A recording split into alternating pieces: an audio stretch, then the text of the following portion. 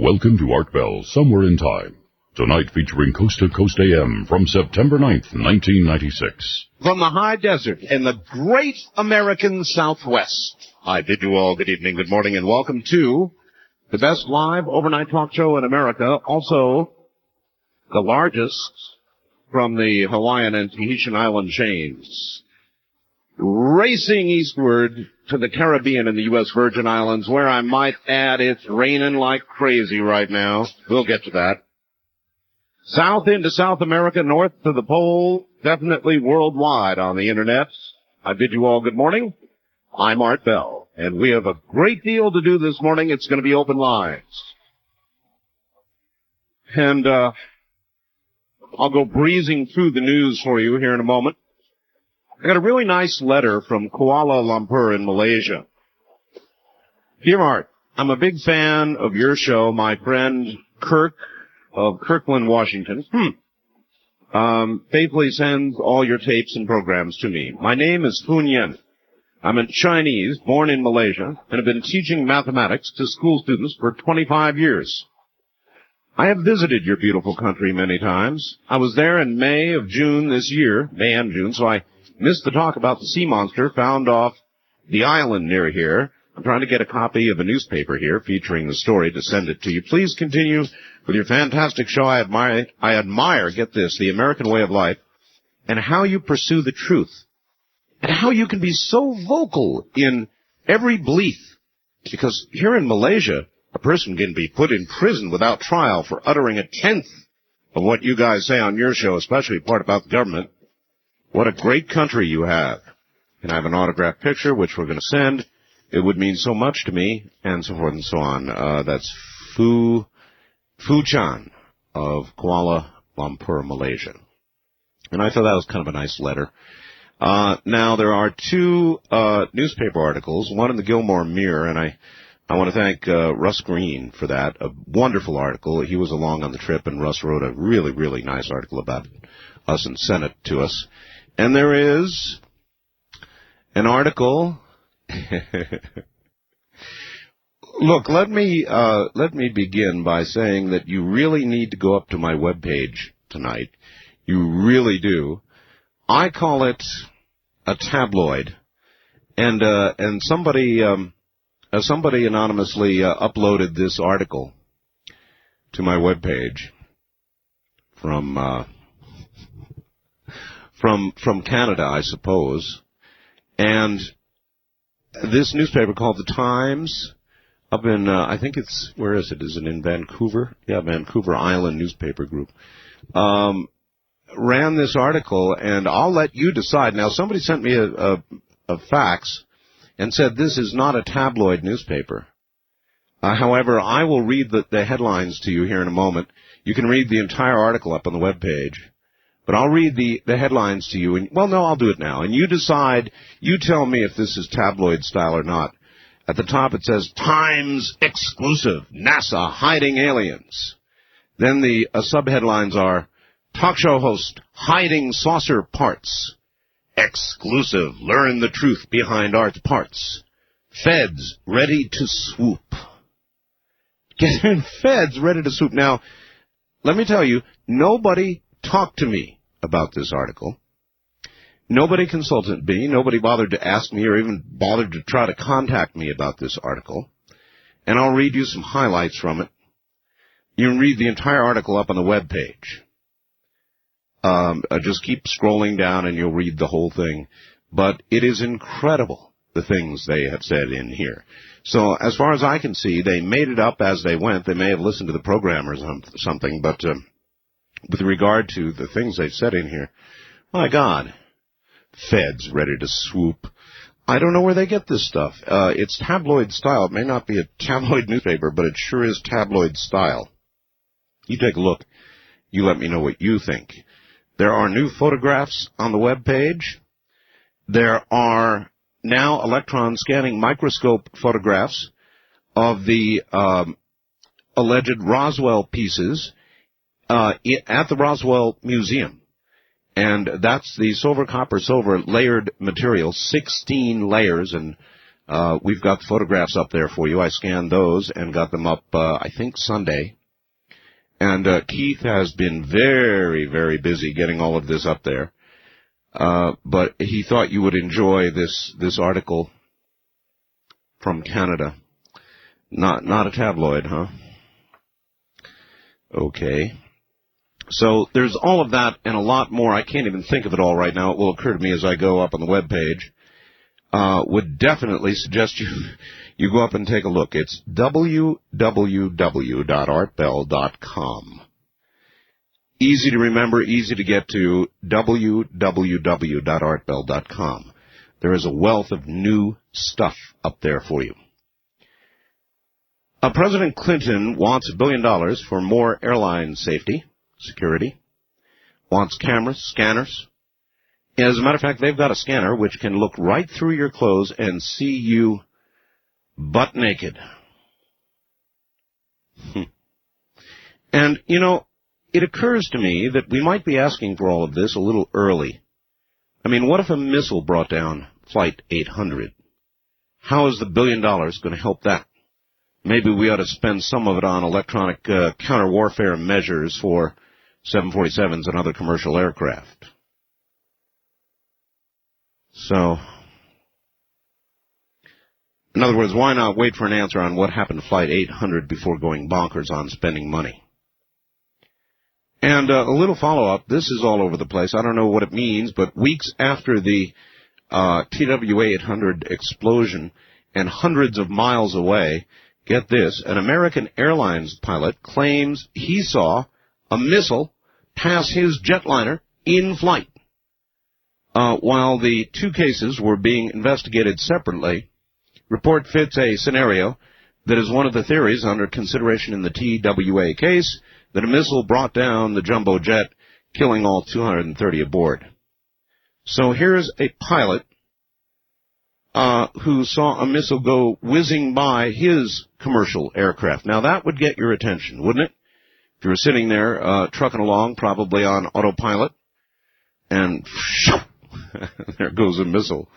Too close for comfort. Iraq. Two more towns in northern Iraq have fallen with the help of Saddam Hussein and company. The story coming out now about what occurred in Iraq is rather interesting. That the U.S. had a facility in northern Iraq that was essentially CIA based there in northern Iraq, and Saddam knew it, and that's what made him go north. The CIA guys, once Saddam headed north, had to abandon their facility, probably shred what they could, left a lot behind, equipment and such, and get the hell out of Dodge. So we extended the no-fly zone in the south and hit him with missiles in the south in response to that. Now, that is the story going around. I don't know. I still don't fully understand what's going on here. In other words, if we're going to all this trouble and expense to chill Saddam, and we're trying to train other people to do it, why don't we just do it up front and kill the SOB? You know, that's my attitude about this, and I know it seems to many brutal, but I mean, here we are spending all of this money to have covert operations to train people in northern Iraq to kill Saddam or to depose him, and I don't know how you do that without killing him. So check me if I'm wrong here, folks, but, you know, if we want to kill Saddam, why don't we just do it? I've got a whole bunch of other stuff here, but I don't have. I'll try to get to it slowly. There's some really, really good stuff in here, and but I'm going to have to ration my time, or I'm going to run out of it.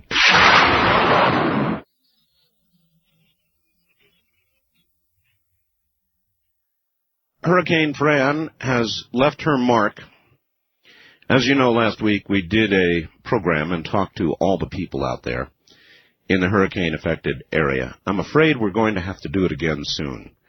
The legacy of Fran is the Potomac overflowing its banks, double flood stage, incredible, West Virginia, Maryland, the nation's capital, all flooding, 22 dead, the death toll climbing, 7 still not found, $1 billion in damage in North Carolina alone, and now enter soon Hortense.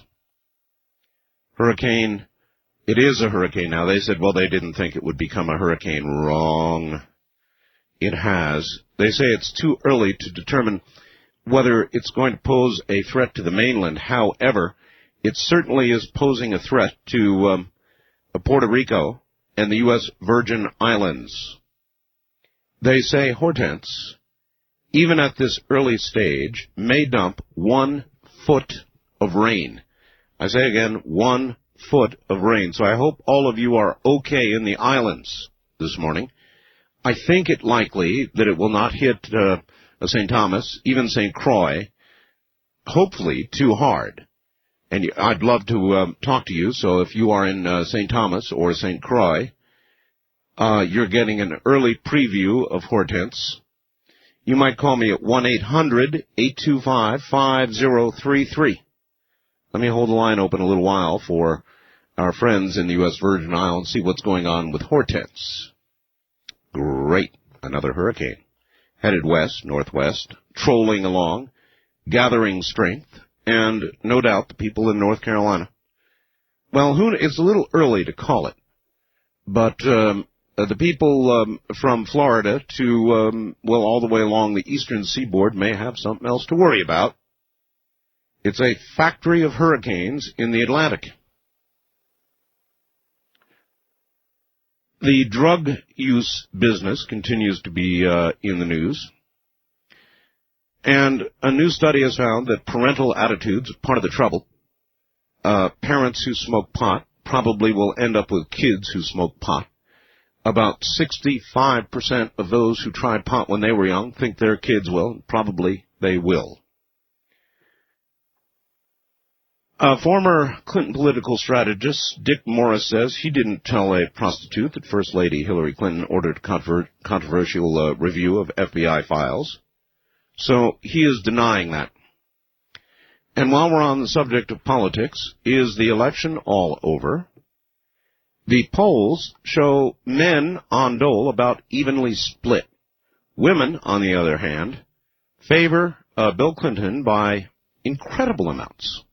I mean, just incredible amounts. Now, you can say it's the abortion issue, and maybe to some degree it is, but it's certainly a lot more than that. Come on, this gender gap is a lot deeper than abortion. Because women voted in droves for Ronald Reagan, and he was anti-abortion. So this gender gap is a lot more than abortion. And I will ask you about the gender gap. Why? But give me some answer, if you would, other than the abortion topic, because I think it's more than that. Oh, by the way, nobody has yet asked, so I will. What do you think this election year's October surprise is going to be? I like to, in September every year prior to an election, ask what you think this year's October surprise is going to be. So what do you think it's going to be? By the way, I've got a kind of a half of an idea here, and I want to know if you think it's a good one. I got a call earlier in the day from Harry Brown's headquarters, and while they are going to try every possible venue and avenue toward getting into the presidential debates, in the end, they think they probably will not make it. And so they said, hey, Art, on the night of the debates, what would you think of having Harry Brown on? And I've been thinking about that since I got the message earlier in the day. And I think that's a pretty good idea. In other words, generally make a list of those items debated by Bob Dole and Bill Clinton and submit them on the air here to Harry Brown. It would be very instructional to hear what he would have to say, so we could then imagine what it might be like had Harry Brown been allowed into the debates. And so I wonder if you guys think that would be a good idea. Going back for a second to this article, you've really got to go up there and take a look at it. Times, huh? Talk show host hiding saucer parts. Feds ready to swoop. Exclusive! Learn the truth behind Earth's parts. Let's see. CFUN, broadcasts a popular program of American origin called Dream World. Well, of course, they didn't even get that quite right. It's Dreamland, Nick. Dreamland. And, let's see, it says, Bell started out in relative calm. However, the opportunities surrounding this topic, meaning the parts, have proved just too much, and Bell has gone off the deep end. Let's see. All this is fortunate for Bell, because he's at least partly in the UFO business, meaning getting these parts. But there's a problem. Because the feds have to keep their conspiracy going, they'd undoubtedly swoop down, seize the goods, and then deny their existence. Therefore, Bell has dispersed his evidence to a number of secret locations. But aren't they available to accredited scientists? Obviously, you just don't understand the length of the government's reach. Then they go on to say, lately Bell has been getting a little testy about the whereabouts of what have come to be called Ars Parts, which means losing it on the air and yelling at skeptics to phone somebody else's show. His concern isn't surprising, because given the fortune he could extract from them, yeah, right, he either doesn't like money or doesn't have them. Well, the pictures are up there for all to see, and many, many people have seen them and handled the parts, so that's silly. And as far as making a fortune, so far all they have done is cost me a fortune. So I don't know where they get this stuff. I have no idea. But to me it is tabloid style. If it is not a tabloid, it certainly is tabloid style. Take a look at it. It's on the webpage, and you tell me.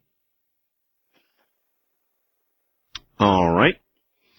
Art, I thought you would enjoy this. In a recent issue of Meat and Poultry magazine, editors quoted from Feathers, the publication of the California Poultry Industry Federation, telling the following story.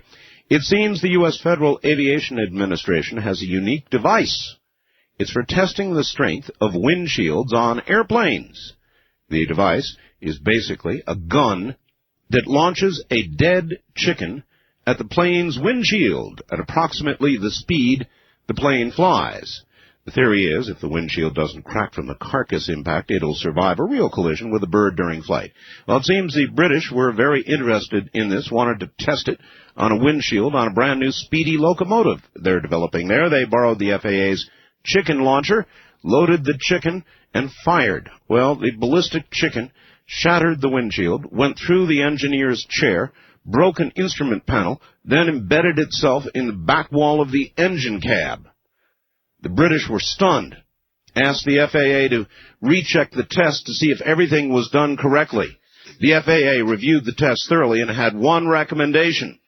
Next time, use a thawed chicken. We'll be right back. From Mike in San Jose. Art, first it was La Chupacabra, the goat sucker. Then Dick Morris, the toe sucker, toe cabra. Now it is the groundhog sucker, ground cabra. On page 1 of the San Jose Mercury for the 9th of September, there is an article on how a Denver, Colorado company called Dog Gone uses a truck-mounted vacuum cleaner to suck prairie dogs out of their holes at 300 miles per hour. Poor little guys never know what hit them. Perhaps these folks might take care of your rabbits and ground squirrels. Sincerely, Mike, San Jose. Can you imagine that? Being down in the ground, contentedly trucking along in your hard no doubt a very hard-worked hole, and all of a sudden, 300 miles an hour, and you're gone. What's next?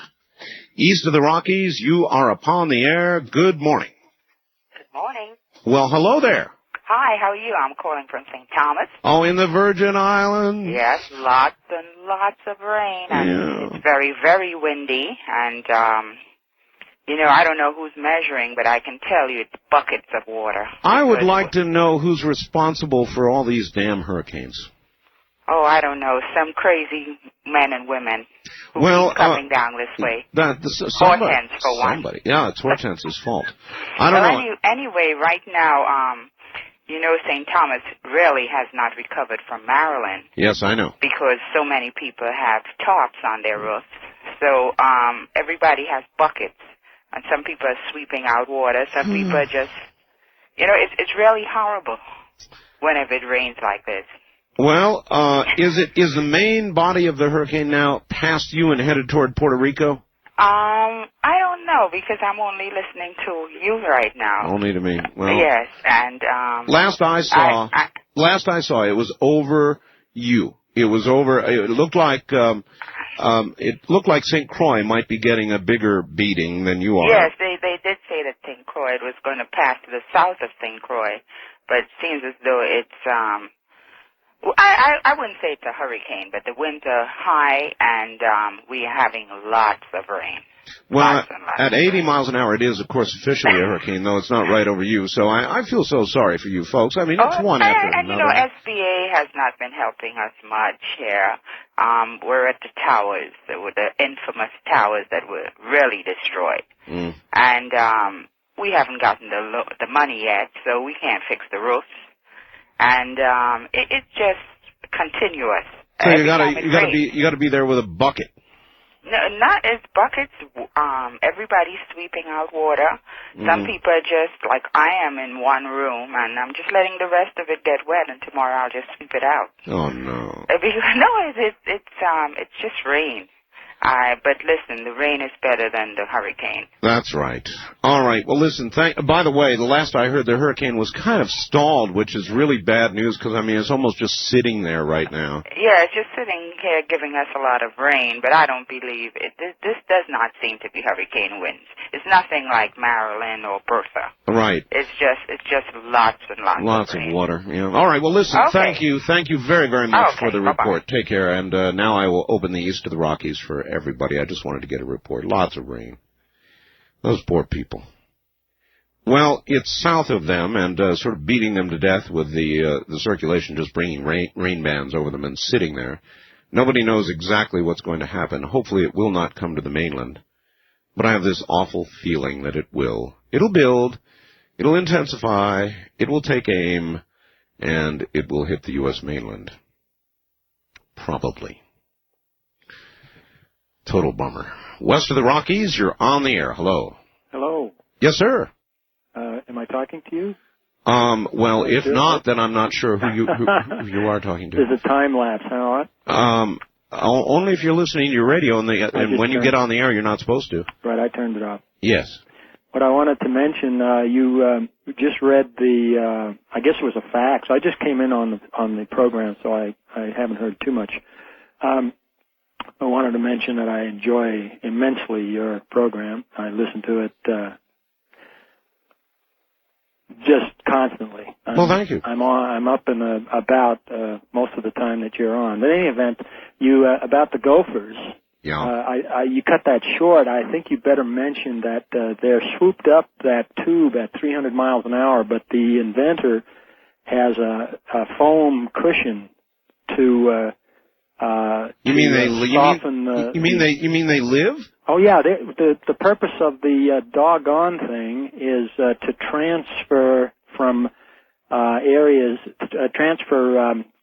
gophers from areas where they're not wanted. Well, what do they do for gopher heart attacks? I mean, if you got sucked out of a hole at 300 miles an hour, foam or no foam, you're going to have a heart attack. Well, the article I read, and I believe it was probably the same one that your person sent in, went on to say that the inventor of this this scooper has been under quite a bit of fire from the animal rights group. Figures. Actually, I'd like to interview him.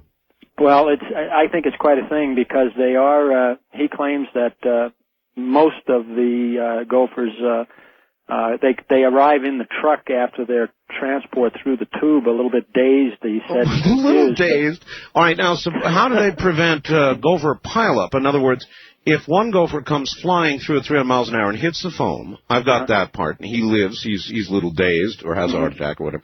Then the second gopher fires at 300 miles an hour. How come he doesn't land on top of the first gopher at 300 miles an hour? Now, that would be a mess. Well, they go about the gopher colonies with this truck, and they're not scooping up gophers, by the large numbers. They find a gopher trail or a gopher tunnel, and they put the hose down the tunnel, and they'll scoop one or two up, and then they have to spot them again, and they move the truck over to the next.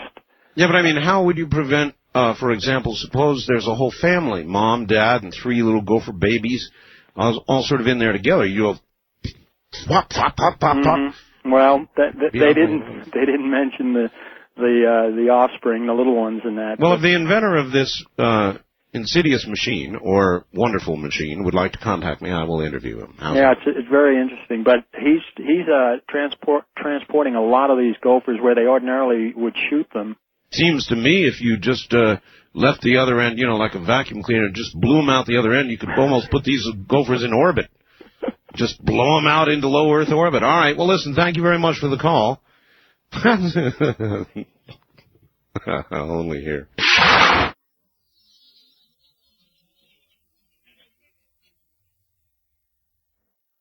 West of the Rockies, you're on the air. Hi. Hello? Going once, going twice, gone. Wildcard line, you're on the air. Good morning. Hi, Art. Yes. This is Mark in Decatur, Alabama. How you doing? Oh, I'm fine. I was just listening to you talk about the possibility of having Harry Brown on. Yeah, what do you think of that idea? On the night of the debates, assuming he is denied access, I could kind of make notes on the questions submitted to the candidates, and then submit roughly the same questions to Harry Brown, just to see what it would have been like had he been there. I think that's a good idea. Yeah. I like the idea. So did I. Unfortunately, he doesn't stand at much of a chance of winning. No. But I think he's probably the most principled person I've heard from. Even though I don't agree with all of his principles, there is no question about it.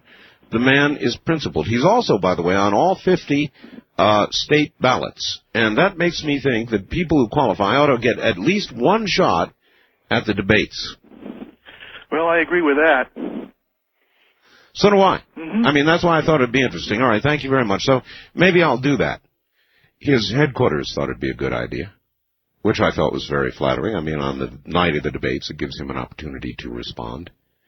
And the trick would be to make note of the questions asked of the other two candidates and get Harry's answer.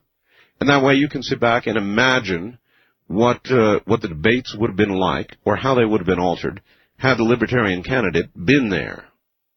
The debate commission is about to meet, and I rather think that Ross Perot and Harry Brown are not going to be in, although they ought to be. I don't know what the criterion should be. Perhaps being on all 50 state ballots ought to qualify a person for at least the first round of the debates. I don't know. East of the Rockies, you're on the air. Good morning. Hello, Art Bell. Yes, sir. I listened to your program since May. I Since tuned May. in one night by accident.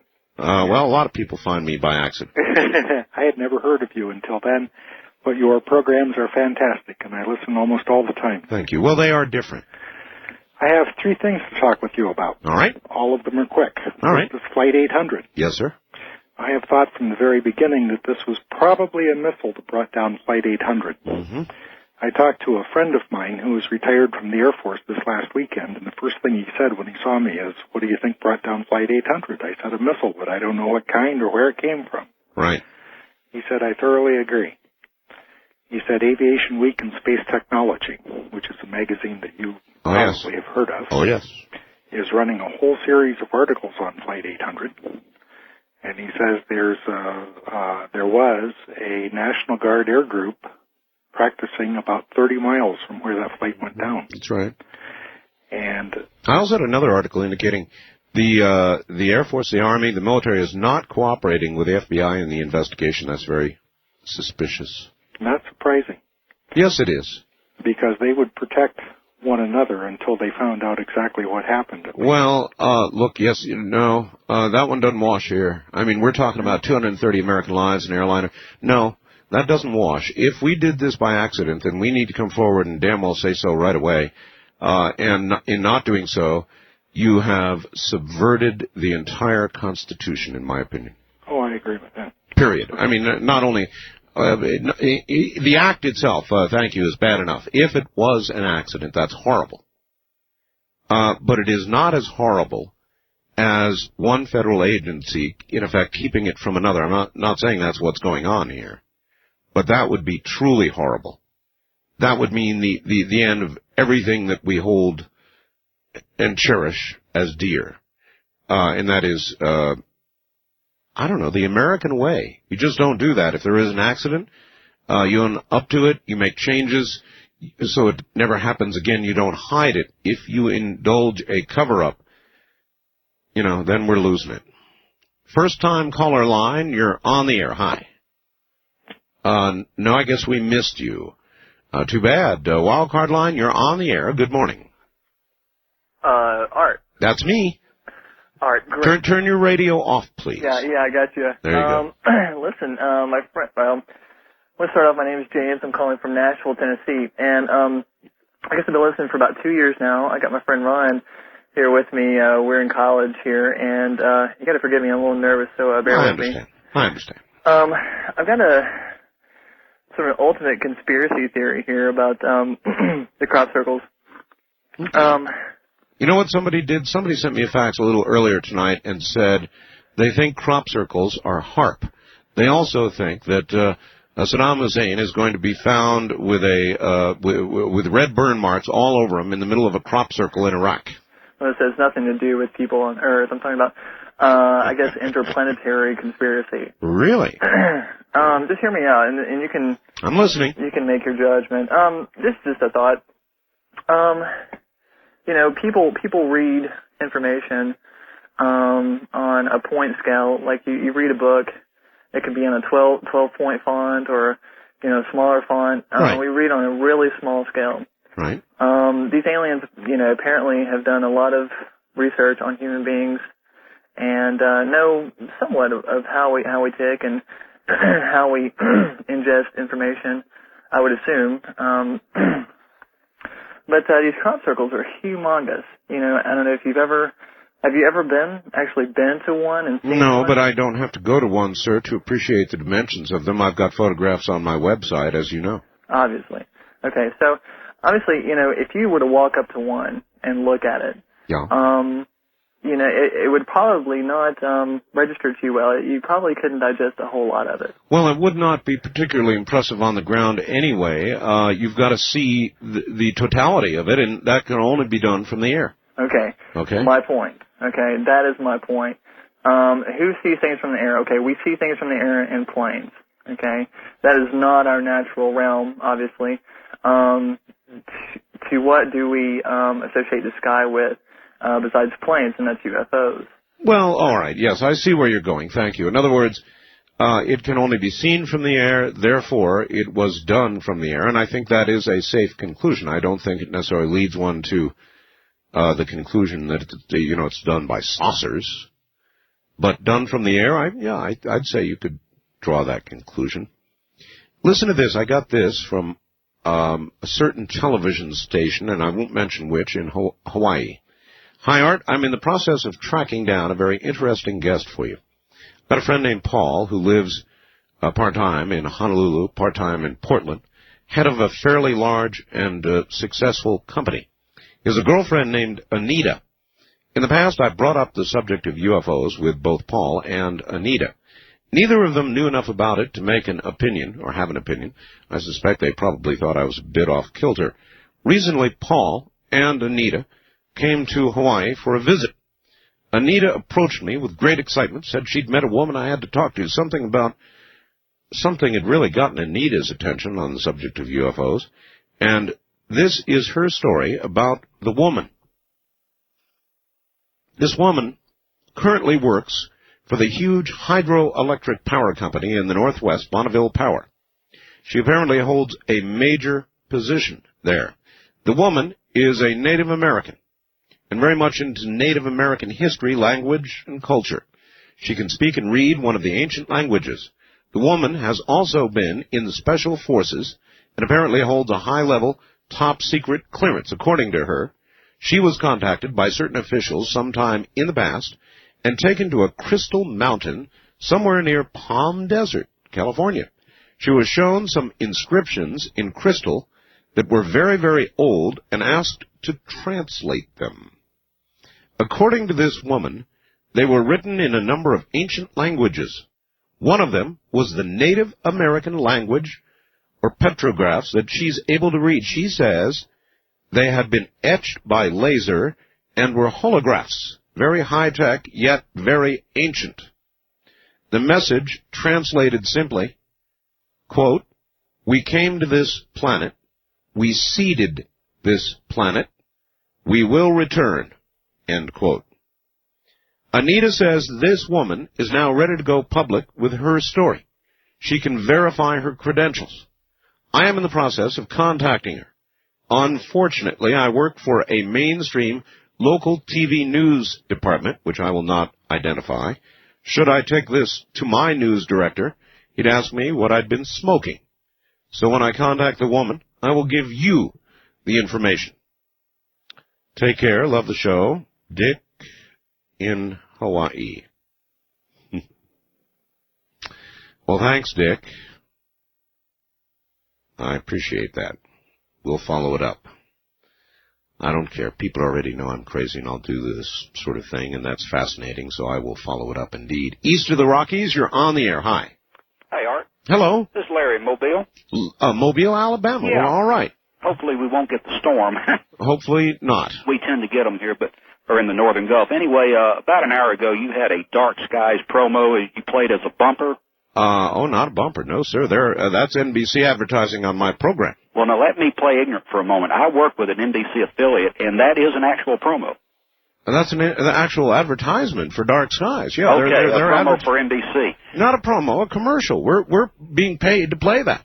Oh, okay, I see, because I had not seen that as a promo on the network. No. But you're being paid to carry that. Yeah. Well, it sounds like probably a very intriguing show. Oh, it is. I've got the first 2-hour episode. Ah, ha, ha, ha. They sent it to me. Oh, you've seen it? Oh, yeah. Well, you can't fill us in, can you? Absolutely not. You're sworn to secrecy? Absolutely so. I can tell you, you don't want to miss it, and if you enjoy what's on this program, you're going to be in love with that program. Well, I can't wait. A couple of weeks, though, we're going to be glued to the set. Of course, I'll be at work, but I'll be taping it for sure. All right. Excellent. All right, my friend. Thanks, Art. We enjoy it. Thank you very much. Take care. Oh, yes, I'm very pleased about that, and I understand Fox has contacted us for advertising as well, so that's cool too. And by the way, for those of you down in Louisiana and down New Orleans and Louisiana, we now are talking to two stations, WTIX and WSMB. And the latest is WSMB, and now it's becoming kind of a bidding war for the show in New Orleans. So obviously we're going to be back in New Orleans very quickly. If you get an opportunity, give WSMB a call and tell them you'd like to have the program, and we'll see which one gets it. And there may even be a third. So we're going to be in New Orleans in days. You figured. Told you. You're listening to the best in late night live spontaneous talk. All right, here's a fax from Montgomery, Alabama. It says, "Hey, Art, a man walks into an antique store and begins looking around. All of a sudden, he spies a huge brass rat in the corner. He falls in love with it instantly. So he takes it to the cashier. The old grizzly cashier says, 'The rat, eh?' 'Yeah, how much?' replies our friend. 'Well, $5 for the rat, but $200 for the story,' he replies. So the customer obviously says, 'Well, I'll just take the rat, forget the story.' He leaves the store, his precious brass rat tucked under his arm. Soon, he begins to notice that a few rats are following him. So he walks a few more blocks, and the number of rats behind him is increased. This continues until there are virtually millions and millions of rats behind him. Afraid of this mass following, the man runs to the sea and throws his brass rat in. All of the rats plunged in after it and met their watery, twitching deaths. The man ran back to the antique store, of course. The old cashier was chuckling to himself. So, do you now want the story? No, the man says, but have you got any brass Democrats? East of the Rockies, you're on the air. Hello. Hey, how you doing? I'm doing. Where are you calling from, This sir? is Bruce in New Orleans. Oh, hi, Bruce. Yeah, we're picking you up tonight on out of San Antonio. Yep, well, then you may have heard me say give WSMB a call, because they're probably about to pick up the show. I already did. I gave him a call last Tuesday, matter of fact. Excellent, thank you. That's all I want to let you know. Keep up the good work, and looking forward to getting you on another station down here. All right, my friend, thank you. It's coming in the next few days. We don't know who it'll be just yet. It'll be one of them down there, that's for sure. This is interesting, too, and I thought I would get it out to you just because it makes you think. If we could shrink the Earth's population to a village of precisely 100 people, now think about that for a moment, shrink the entire Earth's population to a village of 100 people with all existing human ratios remaining the same, the village, Hillary's no doubt, would look like this. There'd be 57 Asians, 21 Europeans, 14 from the Western Hemisphere, North and South, and 8 Africans. That's it. 57 Asians, 21 Europeans, 14 from the West, and 8 Africans. 51 would be female, 49 male, 70 would be non-white, 30 would be white, 70 would be non-Christian, 30 would be Christian. 50% of the entire world's wealth would be in the hands of 6 people, and all 6 would be citizens of the USA. 80 would live in substandard housing. 70 would be unable to read. 50 would suffer from malnutrition. 1 would be near death. 1 would be near birth. Only 1 would have a college education. No one would own a computer. Wow. When one considers our world from such an incredibly compressed perspective, the need for both tolerance and understanding becomes glaringly apparent. I thought that was priceless, and I want to thank Jerry, who's a good friend of mine, for sending it along. Thank you, Jerry. First-time caller line, you're on the air. Yeah, sorry. Hello. Yeah, Chuck from Amarillo. Amarillo, Texas. Oh, my old stomping grounds. Yeah, that's what I heard. I was talking to one of the station operators down here that evidently knew you way back when. 18 glorious months, year and a half at Amarillo. I understand you're going to have Richard Hoagland on. Is that correct? I am. This anti-gravity business is absolutely stunning, and he is prepared to talk about it. So sometime, I don't know, maybe this week, he wants to do a little more research, get totally up to speed, and then tell us what's going on. I got a couple questions I'd like you to ask him if you could. All right. I was out in the backyard there playing with my telescope, and I was checking out the eastern quadrant of the moon. Right. And have you ever been in an airplane and looked down and watched an airplane cross underneath you? Oh, yes. Okay, well, this is what I saw in the moon. I had it really highly magnified to where I could look down into the valleys. Right. And I followed this dot, and it started at the top as you were looking at the moon and went clear to the bottom, on a direct course. You mean it moved? Yeah, all the way down. And I'd like to ask is, do we have any satellites circling the moon now? And if so, how tight can they get the orbit? Okay, I believe the answer to that is no, but I will ask Richard for you. Okay, I truly appreciate that because, it was just a black dot, and it was, I was more, interested in the valleys and the stuff on the moon, and I was was thinking to myself, my, I got a good picture here. Sounds like the interview I did with the astronomer the other day. People see things in telescopes, and they don't talk about them unless you have a show about it. Then they talk about them. Well, there was something what surprised me, and it was, it looked like it had direction in its mind. If it would have been a bird or anything of that nature, there would have been a zigzag pattern. Well, I mean, look at the scale, sir. For something to be a black dot, assuming that it was in moon orbit or somewhere near the moon, for you to see it as a dot, it would have to be absolutely gigantic. Yeah, I would imagine. And to be that deliberate, that's the reason why I thought, well, maybe I'm, catching a satellite going, Either that or maybe it was a fly or a little bug going across your lens.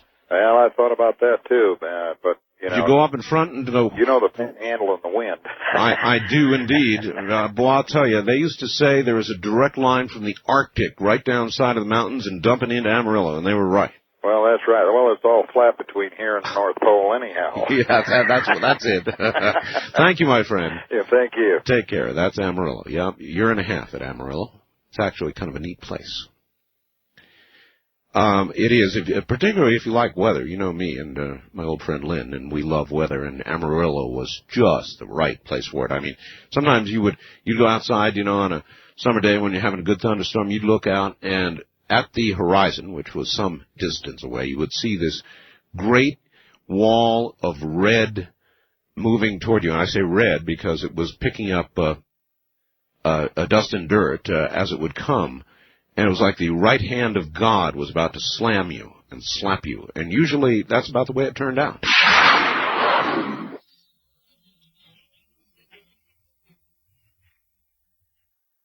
All right, well, I want you to hear this because a lot of people think I'm off my rocker and all wet. Sometimes I am. But Art, as further evidence of the compass deviation phenomenon that you've been discussing on your program, listen to this. I've been boating in Southern California for about 40 years. I frequently go to a favorite spot on Catalina Island. A weekend or two ago, my wife and I traveled to the island from our normal harbor to our normal spot on the island, using the same boat, the same compass we've been using for 6 years. As is my usual practice, I entered the normal course heading into the automatic pilot, and off we went. Well, guess what happened? When we were about halfway to Catalina, a 21-mile run, I noted on the radar that the ship was not headed for our spot, but was heading about 6 degrees off course. After experiencing this, I thought of your comments regarding the magnetic deviations being experienced in other areas. Now, I tested this on the reciprocal course, in other words, heading back to the harbor from the island at the end of the weekend, and using my normal course from the island to the mainland, I would have missed the harbor entrance if I had not made a correction. Art, I tell you, I've used this course for literally decades, and have used it with this boat and this autopilot for 6 years. Very strange indeed. A ham operator. Lynn, thank you very much, Lynn. So, there is something going on out there with regard to magnetic deviation. You're just not hearing about it anywhere but here. West of the Rockies, you're on the air. Hi. Hi, Art Bill. This is Mike from Grandview. Grandview, Washington? Yes. Okay. You've got hum on your phone, Mike. Oh, I'm sorry. This is a used phone. Uh-huh. What can I do for you? Well, I've been listening to your show for quite a while now. I find it pretty interesting. It is, yes. I was wondering about those lights in the crop circles. Okay. Listen, I'm going to leave the line because that really is awful. If you heard the segment with Linda Moulton Howe, which ran Friday and Monday, in lieu of the live Dreamland. By the way, Whitley Strieber is going to be with us, I believe, on the 22nd. We've rescheduled that. As a matter of fact, let me tell you what's coming up on Dreamland. But first, let me just finish where I was going. She reported that we now appear to have a videotape of a crop circle actually being formed. In other words, actually caught on videotape in 9 seconds with spherical lights above it, dancing above it. So I'm looking forward to that evidence, and finally, perhaps we are getting somewhere on this crop circle business. September 15th on Dreamland, Dr. Richard Boylan, author of Extraterrestrial Contact and Human Responses. September 22nd, Whitley Strieber, abductee, author of Communion, and he's got new books out now. He'll tell you about those. September 29th, astronaut Dr. Brian O'Leary, author of Miracle in the Void. October 6th. Now, October, we devote pretty much to ghostly things, as you may know, culminating in our Ghost to Ghost show on Halloween. So October 6th begins it with Richard Sennett, author of The Haunted Southland. On October 20th, Amber Wolf, The Witch's Witch, author of Elemental Power. As you know, I have wanted to interview a witch. Amber Wolf will be coming up October 20th. October 27th, Dr. Philip Stander and Dr. Paul Schmoling, I believe it is, authors of Poltergeists and the Paranormal Fact Beyond Fiction. November 10th, Dr. Bruce Goldberg, author of Past Lives, Future Lives. November 24th, John Michael Greer, author of Paths of Wisdom, Principles and Practice of the Magical Kabbalah in Western Tradition. So that's quite a lineup of what's coming up on Dreamland. Just thought you might want to know. Listen, you've got to get to my webpage tonight. No matter what else you do, you have got to get up there and see this article, which is in full, printed by this newspaper called The Times, which I understand is not a tabloid, though this is a very tabloidy article, I think. They never consulted me, never called me. They could have. It says, talk show host hiding saucer parts. Exclusive. Learn the truth behind arts parts. Feds ready to swoop. The entire article is there, and I think you'll get a kick out of it, so we put it up on the webpage. That is there and so much more, brand new on the webpage. Take a look. It's www.artbell.com. www.artbell.com. East of the Rockies, you're on the air. Hello. Is this Art? It is, yes. Yeah, this is Maja from Jacksonville, Florida. How you doing?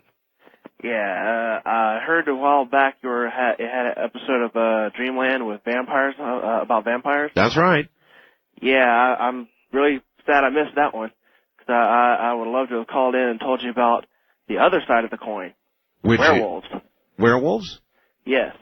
I didn't know. Werewolves are the other side of the vampire coin? Oh, yes. How so? We are sworn enemies of the vampire, actually. We don't like each other a bit. What do you mean, we, Tonto? Yes. That means you are a vampire?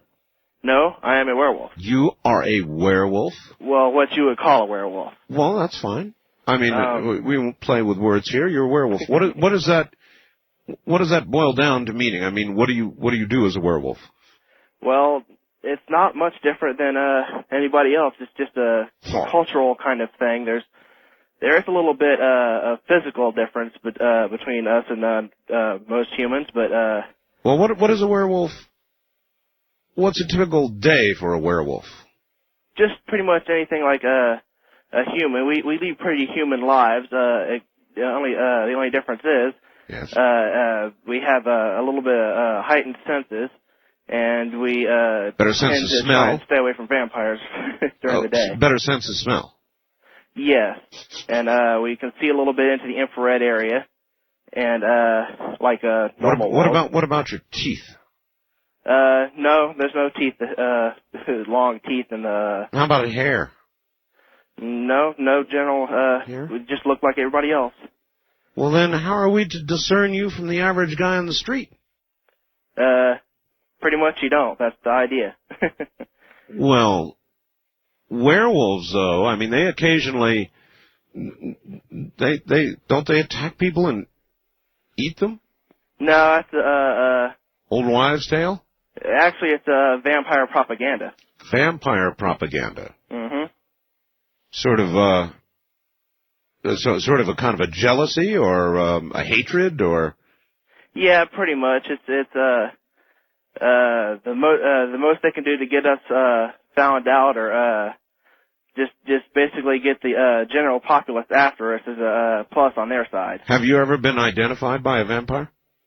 Actually, that's the interesting story because just about 2-3 weeks ago, a guy came up to a friend of mine in school and pegged me and 2 other members of my clan as werewolves. That's bad. And he wasn't a vampire. Because he pegged 3 vampires that go to that school. Well, I guess that's lucky for you. Actually, it's how can you know that he won't go to the vampires and identify the werewolves? That's what scares me. This guy was not a vampire, but he was able to peg us and some vampires, and it's well, think of his incredible bargaining position. Yeah. Jeez. I have no idea what his game is. Now, you said school. Are you in school? Well, not me particularly. Not you? I'm going to SCCJ right now. You're going what? I'm going to the Florida Community College at Jacksonville right now. Do they know they've got a vampire on board? I'm sorry, a werewolf. Excuse me. No? No, it's generally not a good idea to go going around telling everybody you're a werewolf. You don't think the educational system there would respond well to news like that? No, I'd probably get a request for counseling. Well, have you considered that perhaps that might be a productive avenue? Well, I have actually thought about that because this is kind of weirded me out when I found out about it because there's 2 ways you can become one of the breed, as we call ourselves. And how does one become a werewolf? Well, you're either born into it, or you have the spirit of I don't particularly believe in reincarnation, but I guess it's, Well, listen, we're about out of time, so I need to know which is the case with you. Were you born into it, or? No, my soul is the soul of an old werewolf. Soul of a werewolf. Yeah. Bummer. Listen, I've got to go. Well, I'm going to be sending you a letter soon. If I'll definitely look forward to that, all right? All right. All right. Take care. Probably a hairy butt, huh? All Night Radio. We'll be right back. Good morning. Hello, this is Lonnie from Wichita. How you doing? Pretty good. I'd like to read you just one little short statement if I could. It'll only take a few seconds. Is this your statement? No, it's not. No, it's not. Whose statement is it? It comes from a man inside Time magazine. Inside Time? Uh-huh. Wow, you must be a flat guy.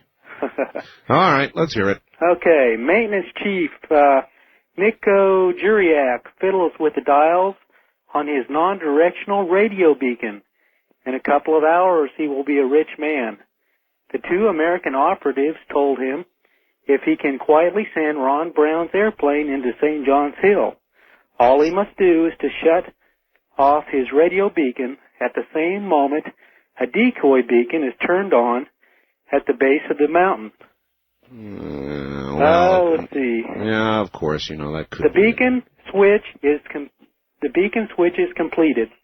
The plane collides with the mountain, leaving only one survivor who is quietly murdered by the medevac flight surgeon on board the military helicopter sent to rescue Miss Shelley Kelly. Oh, that doesn't sound like Time at all. Check out Shelley Kelly. You'll find out I'm telling you the truth. Yeah, well, maybe, but it doesn't sound like Time magazine. So. Well, they kind of got the story jerked by the head of it. Oh, so in other words, it didn't run in Time. It got its head cut off. See, all right. Don't quote some magazine like Time and then read a story like that and then tell me that it never did run. That's such tripe. Conspiracy crap. Now, who do you suppose had Ron Brown killed? Think the President of the United States? I mean, that is what you're saying, isn't it? The President of the United States had Ron Brown killed? Come on. Give me a break. I'm so sick of that kind of stuff. It is exactly that kind of stuff that I think actually helps President Clinton. People get so damn far out into ridiculous nonsense regarding political conspiracy. that they actually end up helping the candidate. That's what I think's happened. I think it's to the point where people are at saturation with the Clinton bashing. Not that he doesn't deserve bashing in some counts, but it's gone way too far, and there's a sort of a saturation numbing effect after a while, and Bill Clinton did this, killed that person, killed this person. He'd be busy issuing orders to have people killed. Wouldn't be able to get anything else done if he killed all the people thought he killed. So I think it does a disservice to consideration of real issues. We're never going to get to that. I mean, there are real issues to be discussed in this coming choice, and that kind of stuff just washes everything else away. First-time caller line, you're on the air. Hi. Art? Hello. How you doing? This is Al calling from Northern California. Hello, Al. How are you? Fine. I've been wanting to reach you for quite some time, and I'm surprised you got through. But anyway, I've been listening to your show for well over a year now, and what's held my interest were the Egyptian discussions on the artifacts. Yes. And your Bigfoot and your arch parts. Yes. Anyway, if I may say, about 25 years ago, I came into some artifacts myself, quite interesting. Oh. And at first, when I purchased them, we thought they were Native American. I purchased them from a very old gentleman. What are these artifacts? Well, about a year and a half ago, we finally found out through my research of 5 years that they're actually Neanderthal. Uh-huh. And what I have in my possession are... You mean like Charlie's relatives or something? Pardon me? Nothing. Oh. Anyway, what I have in my possession are stone weapons and tools and heads that are carved in the likeness of half man and half ape, and some are baboon, and some are very gorilla and ape in shape, in form, that is. Really? Like example, on one stone, there's an effigy, a very thick-browed person, which is a male, and its little nose and its large lips. Don't people, when they come into your house and they see these things, I mean, how do you have them displayed? Are they in a glass case? No, I have them. What I'm doing is, I've kept them in wraps for quite some time because I had no idea what I had until a few years ago. We thought they were Native American Indian. I know, but when people come into your house and they see, heads and stuff. Well, no, I have them just stored away. I really don't have them on display. I think that's good. I really don't display them. I wouldn't do that, yeah. No, sir. And the thing is that on my research, in fact, over tonight on an archaeology show, they were saying how that if one single piece could be found in the Americas, in the New World, it would change the entire evolution of mankind in the Americas. Well, think of what responsibility you have there. Well, the thing is that I have a very large collection, and I've made contact with a very famous auction house. I'm waiting to hear back from them. Oh, so, you're going to sell them away for profit? Well, the thing is, I have so many pieces, and they're just sitting here. And I was wondering maybe some of your callers might know, because what's really interesting, Art, is that the gentleman you had on there discussing the Sphinx. Yeah.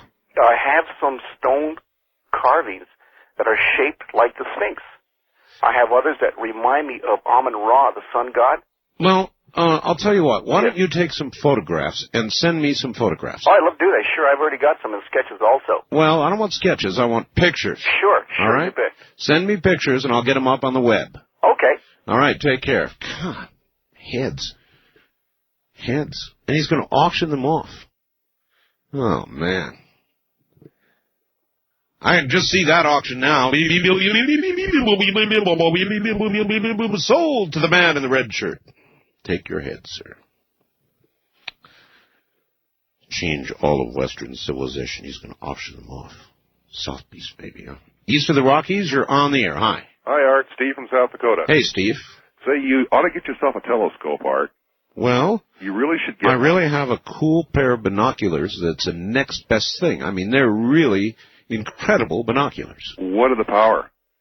I think they're 8 by 40. I got a pair of 16 by 70 Fujinons. Well, and they're really something. But you need to get a telescope so you can see Hale-Bopp and the moon. Hey, look, if I just wait, I don't need to invest. Hale-Bopp is going to be pretty obvious pretty soon. Yeah, it is. Say, I got some negatives today from NASA. Yeah. And of the moon, and I hope I get in them when Mr. Hoagland's on. Yeah. But I got one negative from Lunar Orbiter 3, and it's a remarkable negative. What do you see in it? There's an S crater. Remember I mentioned that to Richard when he was on last time? Yeah, I do. And it sticks out it's just unbelievably anomalous. It's just unbelievable. And I got I've got 4 or 5 negatives. What is anomalous about it? It's an S-shaped crater. There's an S in the middle of the crater. You mean like a Superman symbol? Yes. Well, no. It's just like a line that was drawn, an S. A perfect S. Perfect, huh? A perfect S. And I ordered 2 frames from Apollo 8, 1 from Apollo 10, and 2 from Apollo 14. And I'm sending these negatives down to Texas to a really good lab, and I'm having about 20 8x10s blown up of these. I got some of this stuff from Steckling's book. Well, I'll tell you what, Steve. Again, if you get an 8x10, fire it off to me, and I'll scan it, get it up to the website. Well, this S crater, is going to be as big as a 50-cent piece. And it's a 16th of an inch on the actual print. All right, well, as I say, send it to me, and we'll get it up there for everybody to see. I sure will, sir. All right, Steve, thanks. The web is just great for that. I mean, it's just great for that. Instead of talking about things and my trying to draw a word picture for you, I can let you see it for yourself. That's why I love it so much. You can put your evidence where your mouth is. That's why I don't know how this paper got off of this stuff. Unbelievable. Talk show host hiding saucer parts. Exclusive. Learn the truth behind our parts. Feds ready to swoop. You got to read this article, I'm telling you. I don't know where they get this stuff. They must make it up as they go. And then somebody, I thought for sure it was a tabloid, and somebody writes to me and says, oh, no, it's not a tabloid. Well, it's not. Then they made it up as they went. They could have called me. They could have called my network. But no. So they just made feds ready to swoop. I mean, if that's not tabloid, then that's tabloid-like. I don't know what the difference is.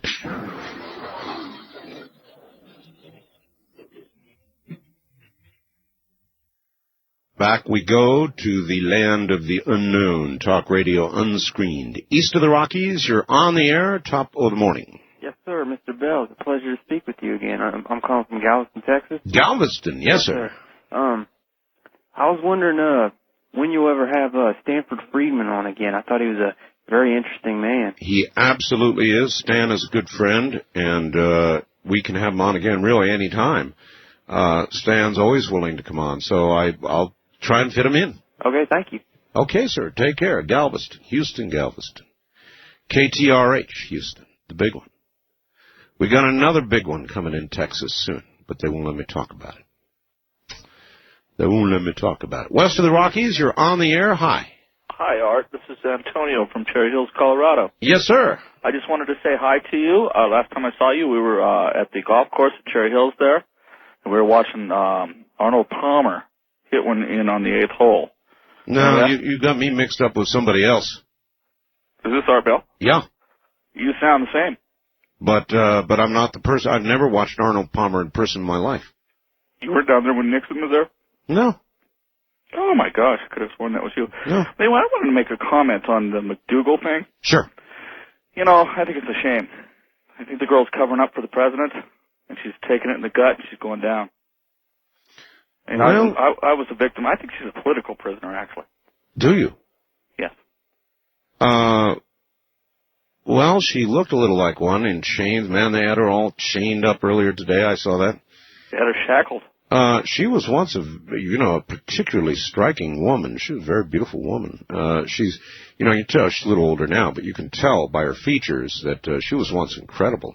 No, absolutely fine. Yeah. But I think it's sad that our government takes a stance like this. But see, the thing is, she says she doesn't know anything about the Clintons. Now, if she did, why not sing and get free? Because she can take it in the gut. She could go down. Why would she go down for the Clintons? Well, would you do 18 months for the Clintons? I did 5 years. I said, would you do it for the Clintons? I wouldn't do it for the Clintons, no. Oh, well, see, so why should she? Well, to make some money out of it. Well, maybe she'll write a book. I think it's already in the offering. Oh, yeah, right. I'm sure. No, the way I think about it, she says she doesn't know anything. Starr says the accusations that he's putting pressure on her to get information about the Clintons are a bunch of baloney. I'm not sure that I buy the whole thing, because I think she'd sing. Because I would. Would you? Hell yes. They tried to get me to sing when I was a political prisoner, and I said no. And I went through and I did my time, like she's doing. No. What do you mean you were a political prisoner? Well, I was a political prisoner back in the 60s. Charged with what? Cocaine. Cocaine? Yeah. Do you have cocaine? They said I did. Did you? No. No? No. They said I was actually... So they planted the cocaine on you? They did. They planted it. Why? To set me up. Because of what? They wanted to take us down back in the 70s, the people in the cartel. I thought you said it was the 60s.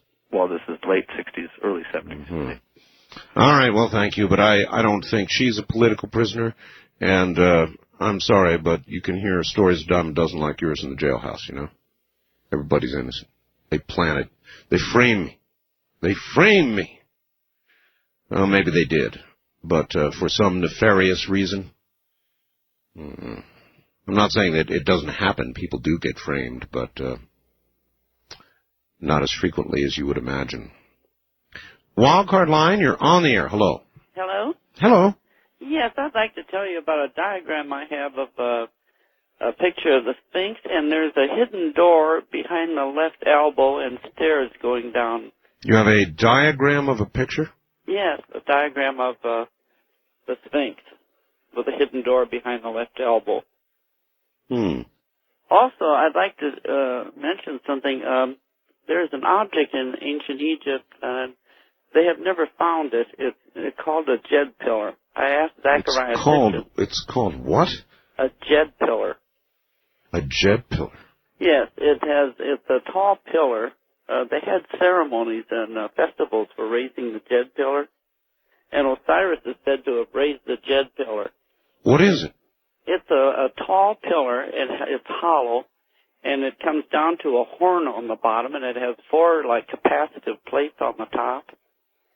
Yeah. And evidently they use these in groups of 2 and 4 and more. For what? This is the mystery. I believe they create an artificial electrostatic grid, and the waveguide warps the grid. Well, that's as good a theory as any. I appreciate your call. I'll give the audience a little bit of a tease. Next year, I'm going to Egypt. Next year, I'm going to Giza. Next year, I'm going to the pyramids. Next year, I'm going to the Sphinx. That's one of the places that we're going to go on the next cruise. We're going to go into Alexandria, Egypt and North Africa. Then we're going to travel to Cairo, and we're going to go to the pyramids. It's kind of a secret. It's not even official yet. It's going to be. And I have the itinerary of the next trip, the countries we're going to visit. We're going to go to every terror capital in the world, including Athens, and I'll go and grab that thing, and after the top of the hour, tell you where we're going. But the one place that we're going that I really, really, really want to get to is the pyramids. I have become convinced. I really have, with regard to the pyramids, and something I want to get done in my life is to personally see and walk into a pyramid. So I'm going to do that next year. Doesn't that sound cool? East of the Rockies, you're on the air. Good morning. Good morning. Hi. Hello. Hello. Am I talking to Art? Good guess. Okay, I want to talk. Could you elaborate more on the anti-gravity machine that you found in Finland? Well, I've got the story on it. It is a very convincing, credible story, and there's been a lot of scientific inquiry. And instead of elaborating on it right now, I'll wait till Mr. Hoagland gets here, and he can tell you precisely about it. Okay. I can tell you this, that it has been documented that everything above this machine weighs less. In other words, they had it down in one of the bottom floors, and as you went up through, it was a tall building. And as they went up through the floors, every single item, when this machine is on, weighs less. That, my friend, is indeed anti-gravity. Well, okay. And have you heard any more about at the end of the Sphinx or at the beginning where the head is at? There's supposed to be there's like a chamber. Yes, I've heard a great deal about it, and of course we've had many guests on about that, as I just finished saying. Incidentally, toward the end of this month, Graham Hancock and his co-author, Mr. Bouval, are coming to America, and we're going to have them both back on again. You know what I think would be really cool is if we could get Graham to come down when we go to Egypt, if we could get Graham to fly down from London and give us a tour. Wouldn't that be cool? I sort of thought of that recently. Now, I'm way out ahead of things here, and I haven't even asked Graham about it, but I thought that would be particularly an interesting thing to do, and to have Graham give the group the tour. I don't know if that could be done, but it's worth a shot. Anyway, we are, indeed, next year, and by the way, it's on the same ship we were on this year, the Mazdam, going to Egypt. And I'm going into the pyramid. I'm going to get inside the pyramid. I want to experience it.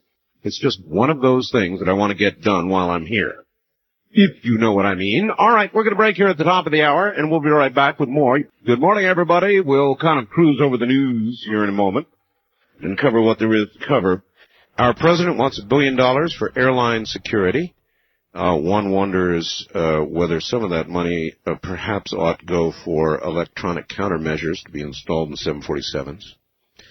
$1 billion is a lot of money, and we're jumping on it kind of early since we don't know what brought down 800 just yet. One TWA checked that. One other pilot, an American Airlines pilot, this is an Associated Press article, by the way, says he saw a missile zip by his airliner, like that, hundreds of miles apart, but still in all, when you think about it, there should not be missiles passing within sight or near the windshield of any commercial airliner, and here we've got a pilot saying that such is the case. Oh, listen, you've got to get to my webpage. There is this article written by this newspaper up in Canada, which I called it, perhaps wrongly, a tabloid, but I'll tell you, if somebody sent me a fax and said it's not a tabloid. But listen to the headlines. Those of you familiar with the story should know better than this. It says, talk show host hiding saucer parts. Exclusive. Learn the truth behind art's parts. Feds ready to swoop. And it's a long article. It's up on the webpage. Somebody sent it to the webpage, and so Keith put it up there. And I really think that you ought to read this, and you tell me what kind of an article you think it is. They never consulted me. They never called me, of course. Talks about me and arts parts and all the rest of it, but I mean, come on. Sheesh. All the testing, I mean, it's gone to the Carnegie Institute in Washington. All the testing that we've done, every sort of legitimate scientist we could lay our hands on, every government agency we could consult, every rare metals manufacturer in the U.S. that might even manufacture something of this sort, and they're saying talk show host hiding saucer parts. Give me a break. Iraq, turns out we had a big operation up in northern Iraq. CIA did to, overthrow Saddam, probably get him killed or whatever, and so he got upset and chased up there, and CIA guys had to split real quick and leave a bunch of good stuff behind that now no doubt Saddam has. And that's part of the reason why all of that happened, I am told. And that is rather interesting, very interesting actually. And I just wonder, we spend all these millions on CIA guys to chase around and train people to go do what we ought to just do. You know, if we're going to kill this guy, I said it earlier, then we ought to just kill him, you know, and stop with all this baloney. If we're going to kill him, we're going to kill him. Fran, the hurricane, now not a hurricane, of course, but leaving behind $1 billion damage in North Carolina and flooding all over West Virginia, Maryland, Washington, D.C. Flooding. A new hurricane is now born named Hortense. Hortense is hardly moving, threatening now Puerto Rico and my good friends in the islands. And I talked to a lady in the Virgin Islands at the beginning of the program, and she said it's just raining like hell. It may dump up to a foot of rain, and the bad part of it is it's roughly just sitting, kind of wobbling. It was going 6 miles an hour, then they couldn't measure any forward movement, and it's sitting and building, and so that's not good. And it may or may not threaten the U.S. mainland. We're going to have to wait and see. I got a call from Harry Brown's headquarters. They said, hey, Art, the night of the debates, how would you like to have Harry Brown on? I thought, what a cool idea. You know, Clinton and Dole will debate. I think the election commission is going to meet, the debate people commission, and they're not going to let Harry Brown in. I really doubt they're going to let the little Texan in either. I think this year they're not going to. I could be wrong, and I hope I am wrong, but I think the odds are that they're not going to be allowed in.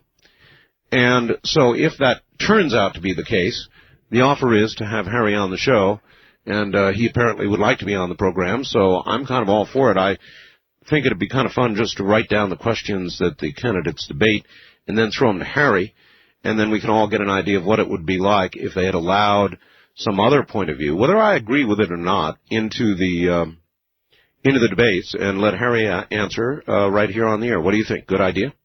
You guys like that idea? Should I do it? They're offering, and I'm honored they're offering.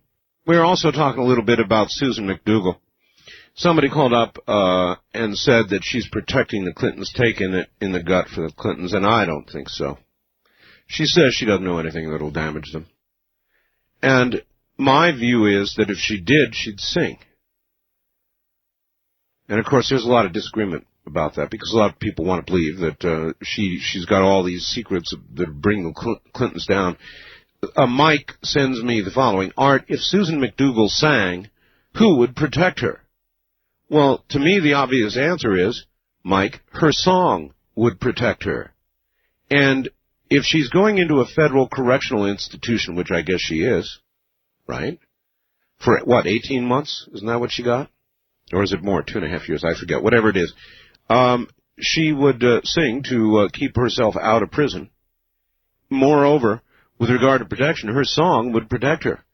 If anything, if she really did have all these terrible secrets, then once she was inside a federal correctional institution, her life wouldn't be worth 2 cents. Wouldn't be worth 2 cents. You know, if what you imagine to be true is true, that's where they'd get her. Because they'd figure, I mean, I'm just playing now with your theory or conspiracy theory. If the Clintons would do her in for what she knows, then once she was in jail, she'd have no protection at all. The other hand, if she sang like a bird, she'd have all kinds of protection, because Starr wouldn't have put her in jail.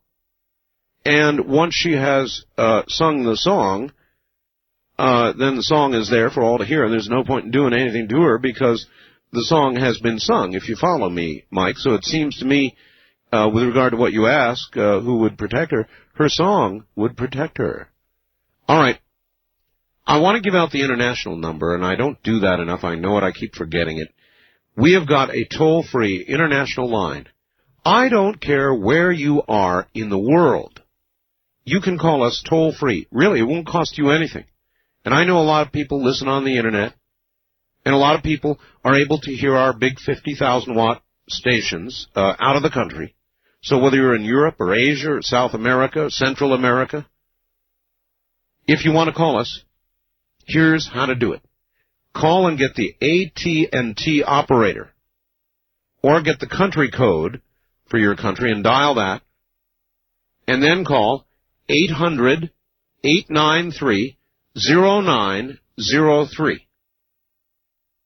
Let me say that again.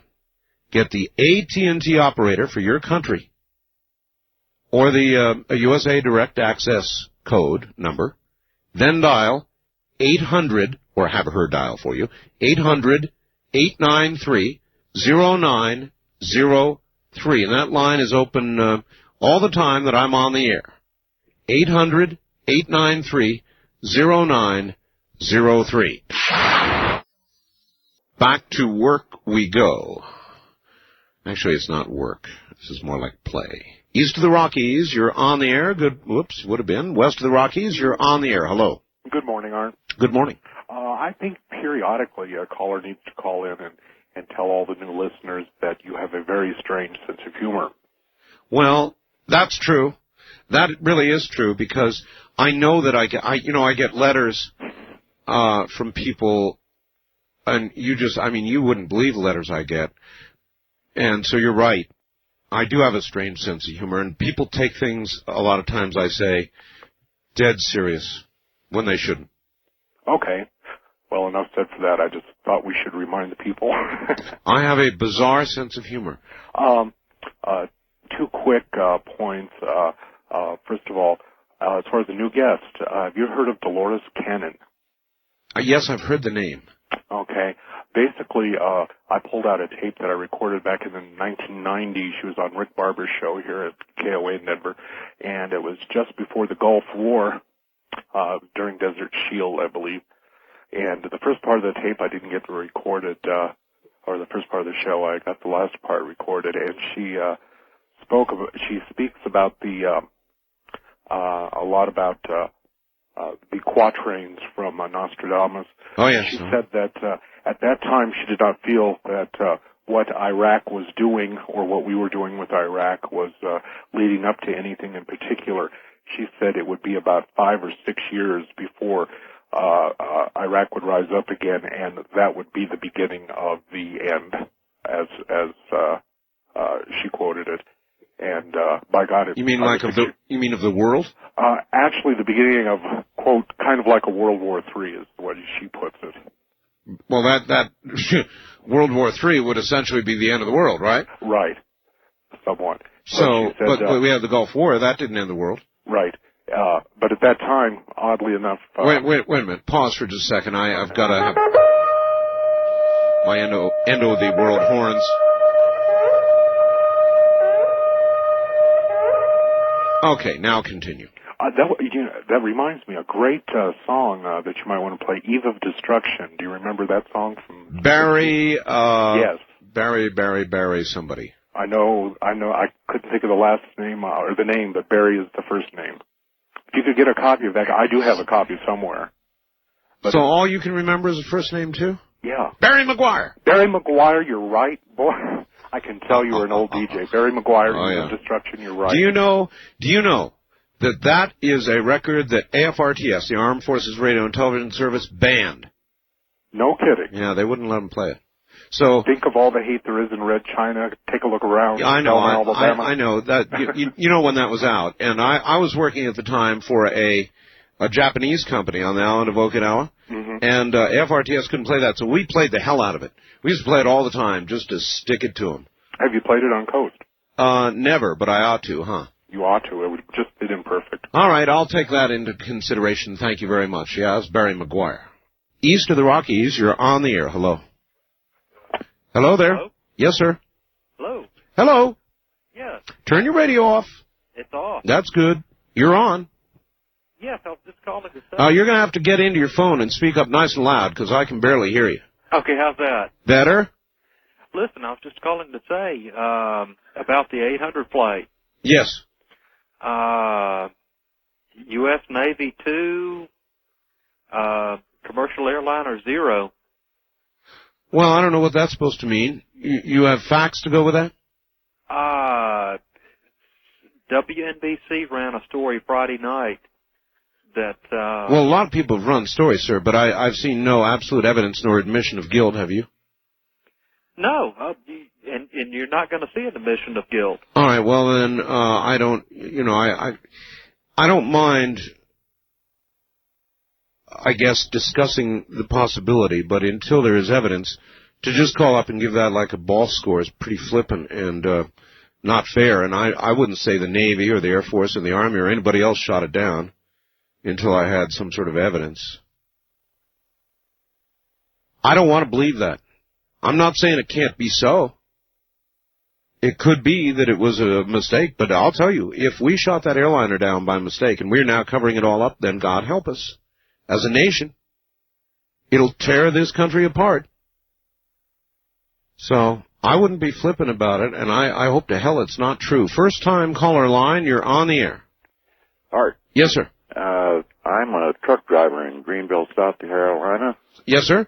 And once in a while I'm able to pick up your program, and I enjoy it very much, and I wanted to get more information about Major Ed Name and Courtney Brown, the name of Courtney Brown's book.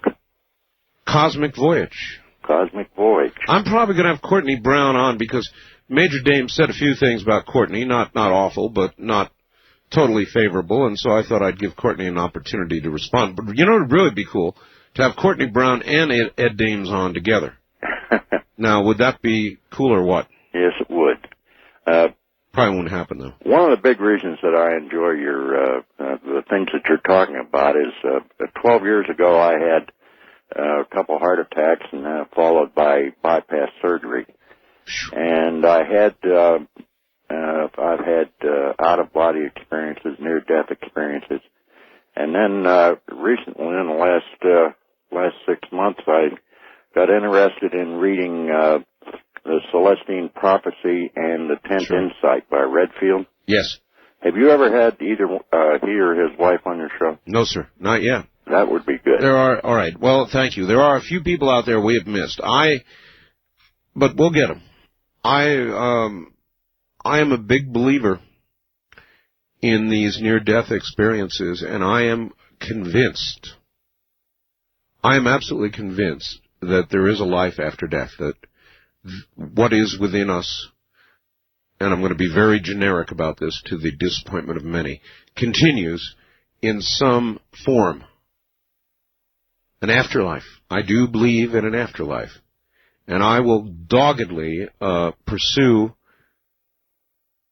guests and people who are doing legitimate investigation into these areas. I saw a Showtime thing the other night. It was very good, actually, that reminded me of the program we did last night, actually Friday night, Saturday, about vibration, about the fact that we are living in a certain vibration.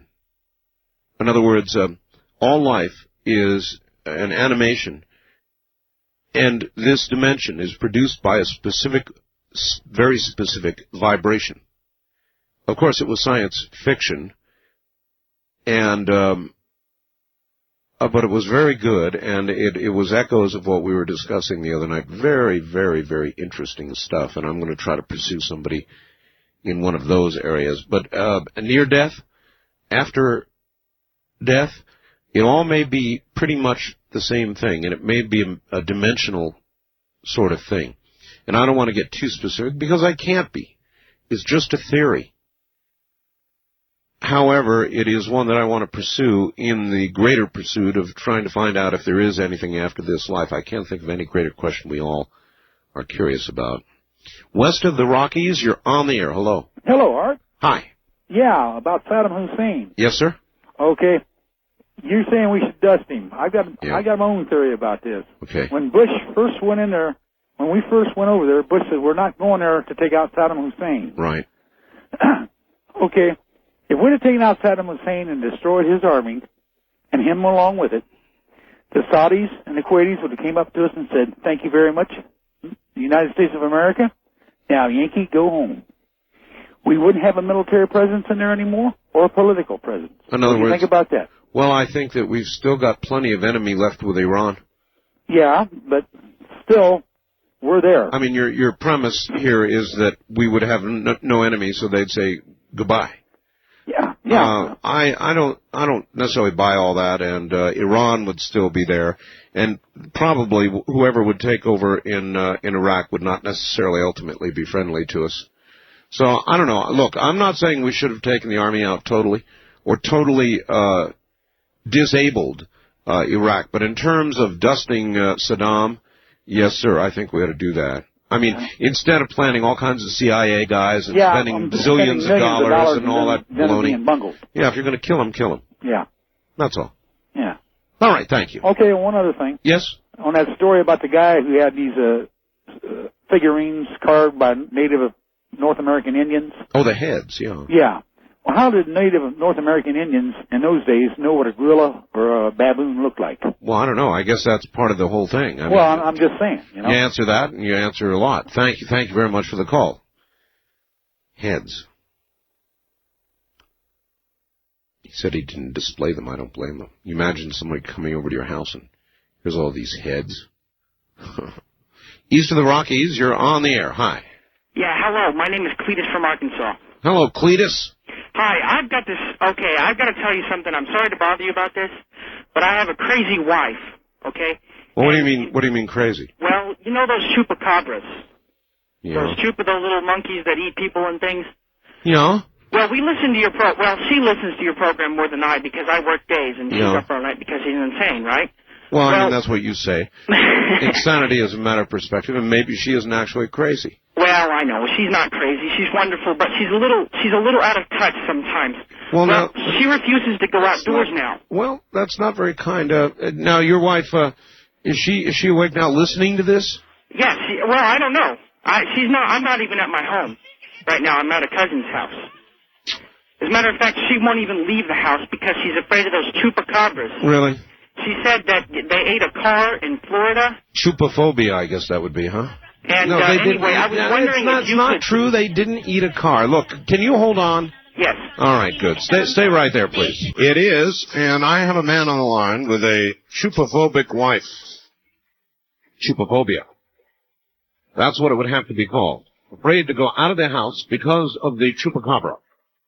Are you still there, sir? Oh, yes, sir. You are. Yes. In other words, she has actually terrified this beastie may get her, and she really won't leave the house. Oh, I'll tell you. My son is a board operator for one of your affiliates. Oh, that could be it.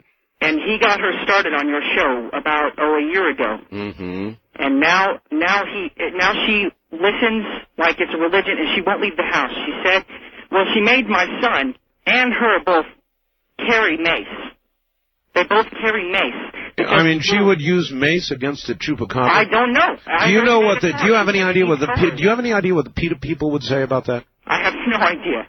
Macing a chupacabra. Well, the true depths. She said that it's like a little monkey and it eats cars and it eats Latin American. Cars. It scratched up a car down in Florida.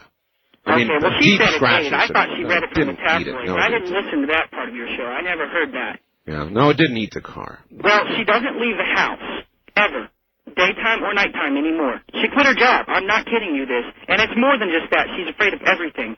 Everything? Her number one fear now, and she's on this kick. And I wish you, because you're like the authority that I know of. Mm-hmm. I mean, I'm in Arkansas. There's no authorities of anything here. Well, there's Bill Clinton. I mean, he still carries some weight there, right? Well, he may be a chupacabra. I don't know. But anyway, he doesn't carry any weight here. Arkansas. We don't even have. Well, this is lucky that we have a telephone.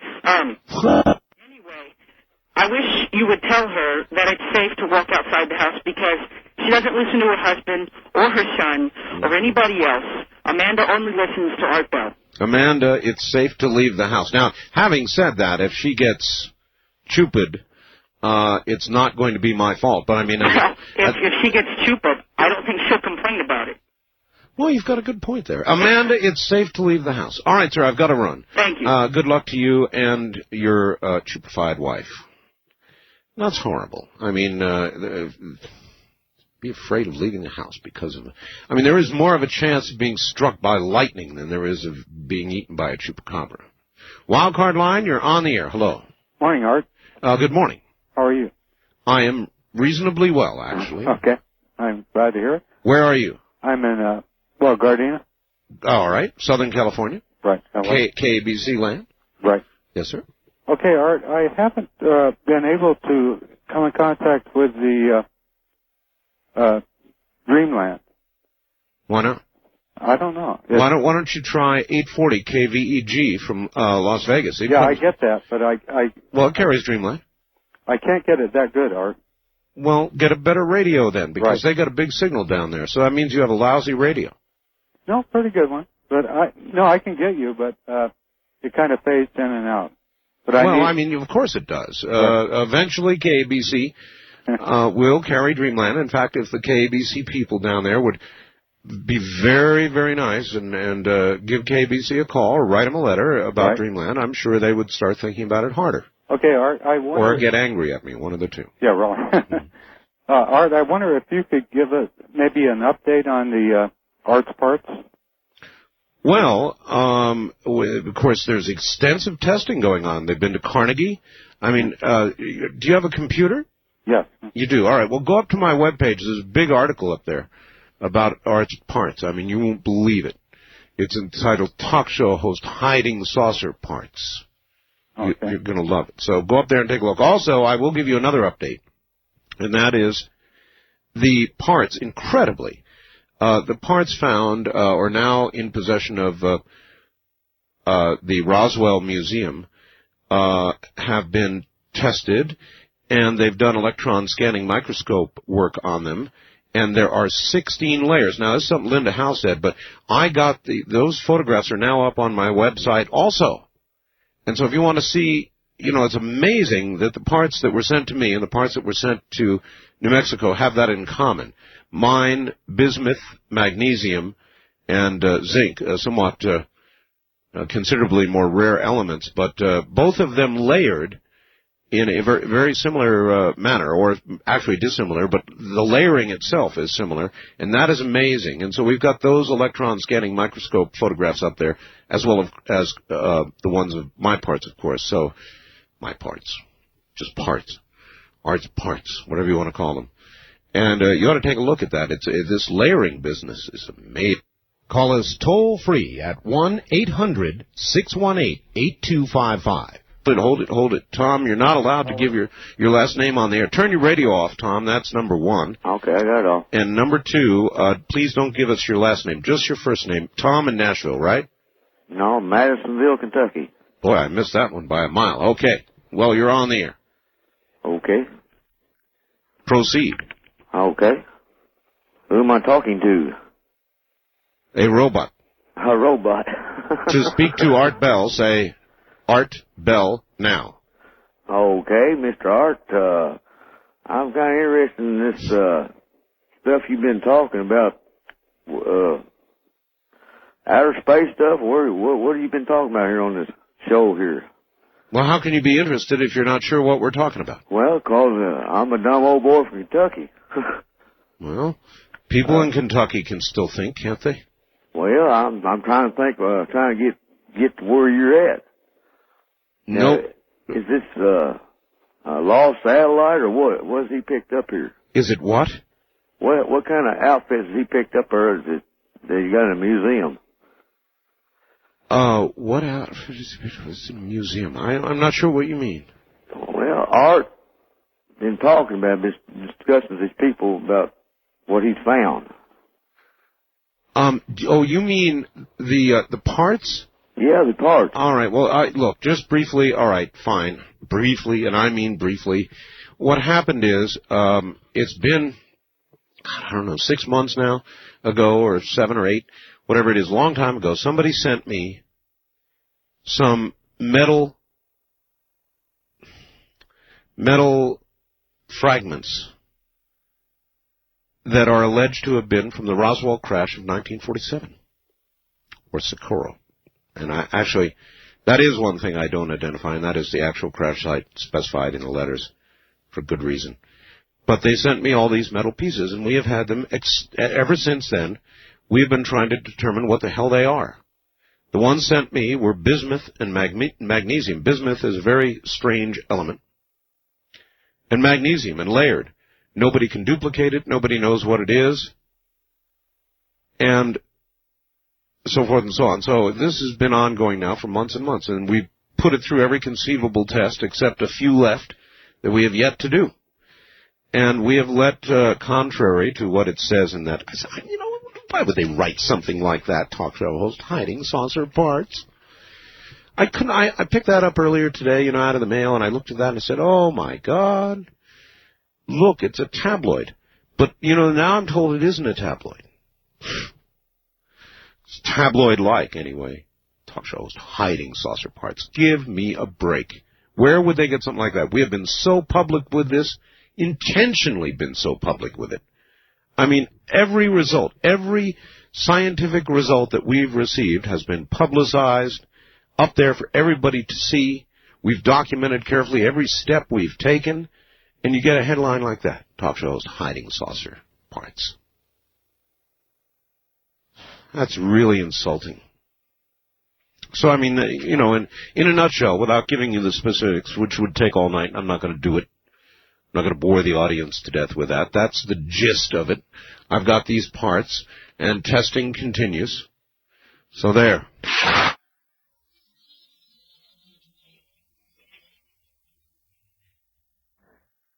All right. By the way, this guy who wrote this article, sticking in my craw, this Nick Kelly, guest column, Nick Kelly. Talk show host, hiding saucer parts, Nick Kelly. I'd like to talk to Nick Kelly. Nick, I'd like to talk to you. Some expression you got there on your face, bud.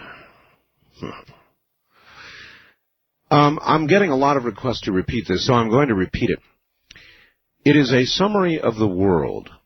It's not very frequent that you can read something like this or ever get something like this, and I will put it up on the web. Everybody's asking me to do that.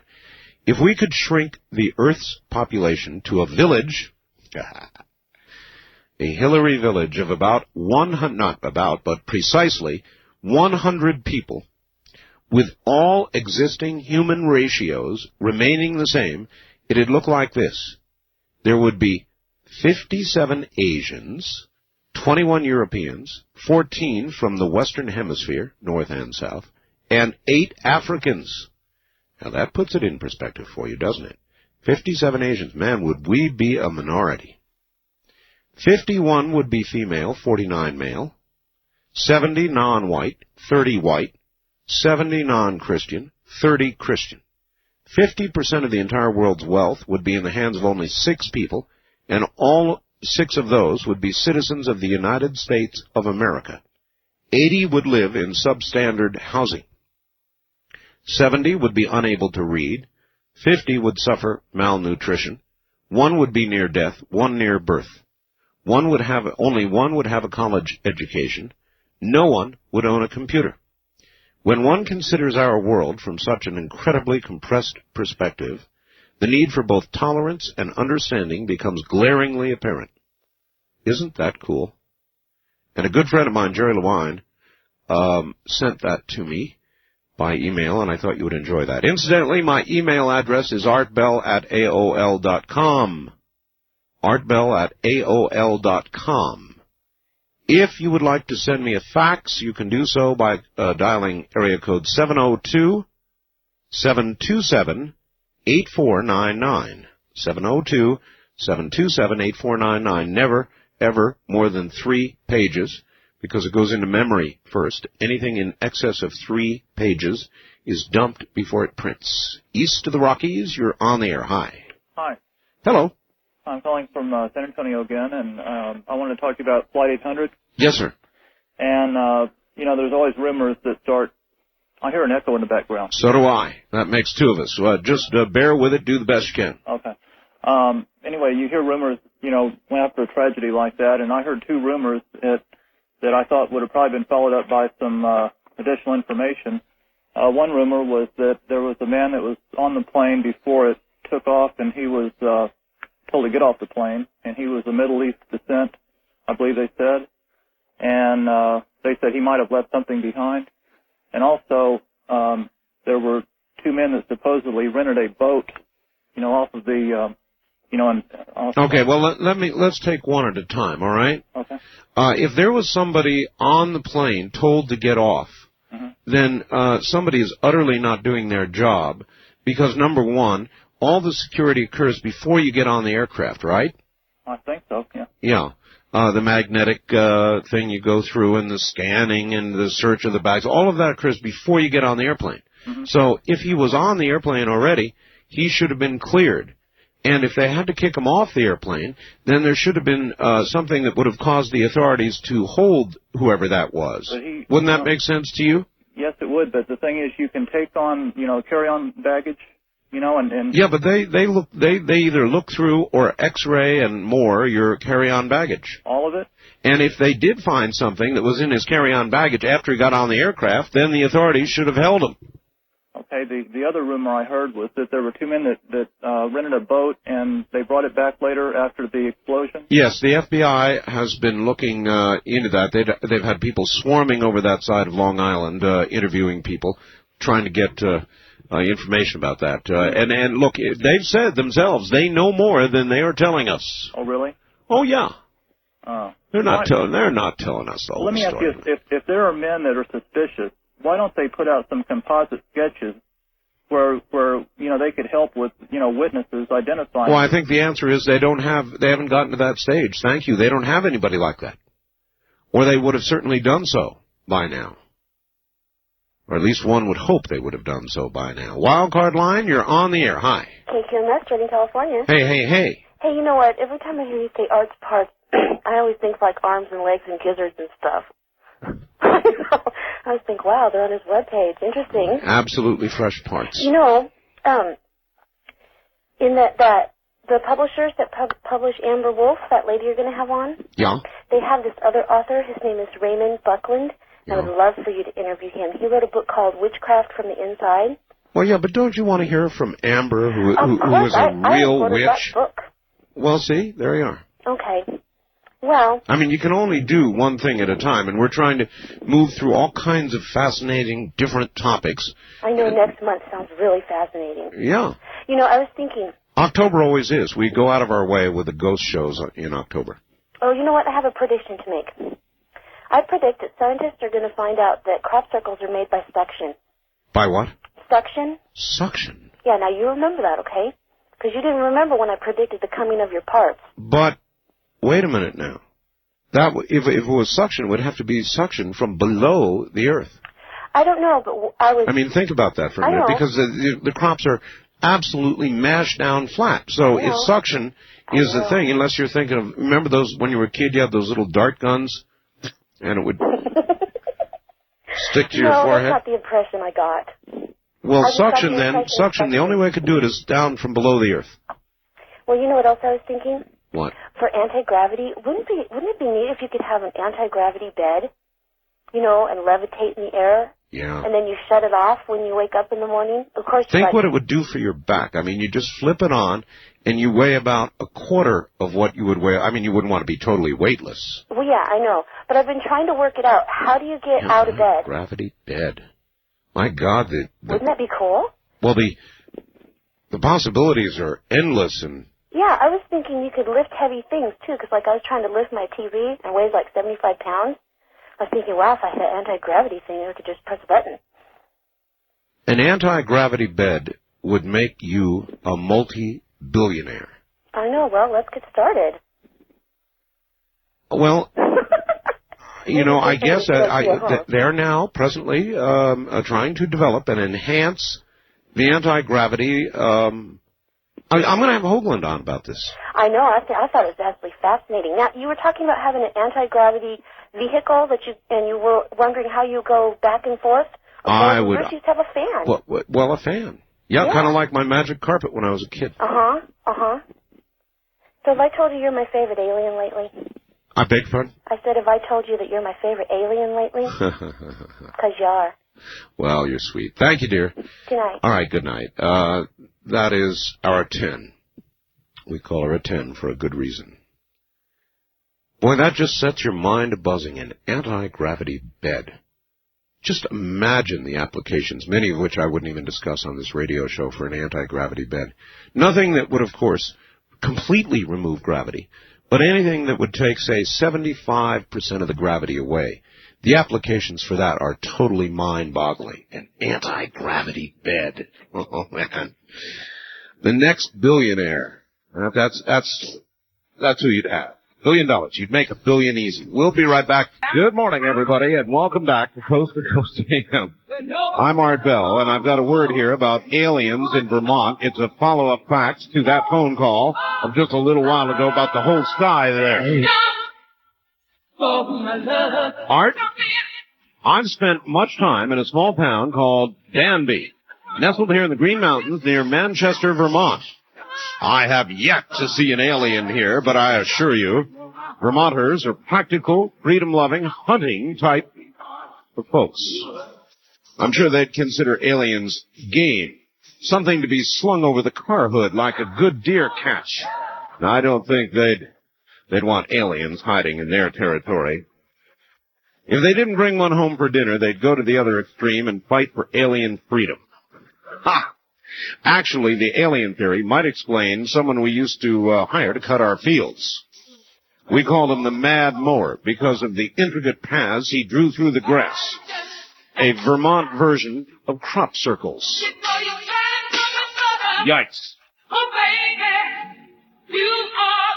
And then there was this just a little bit earlier. Art, first it was La Chupacabra, the goat sucker. Then Dick Morris, the toe sucker, toe cobra. Now it's the groundhog sucker, the ground cobra. On page 1 of the San Jose Mercury for the 9th of September, there's an article on how a Denver, Colorado company called Doggone uses a truck-mounted vacuum cleaner to suck prairie dogs out of their holes at, get this, 300 miles per hour. Perhaps these folks might take care of your rabbits and ground squirrels. As a follow-up to that, somebody has sent me an entire article showing the insidious machine. And the headline is, Slurp, there goes another prairie dog. Slurp, mind you, slurp. You imagine traveling at 300 miles an hour through a tube into a net? Oh, man. I could just listen to this all night. I absolutely love the Pointer Sisters. I mean, listen to this excitement. Come on.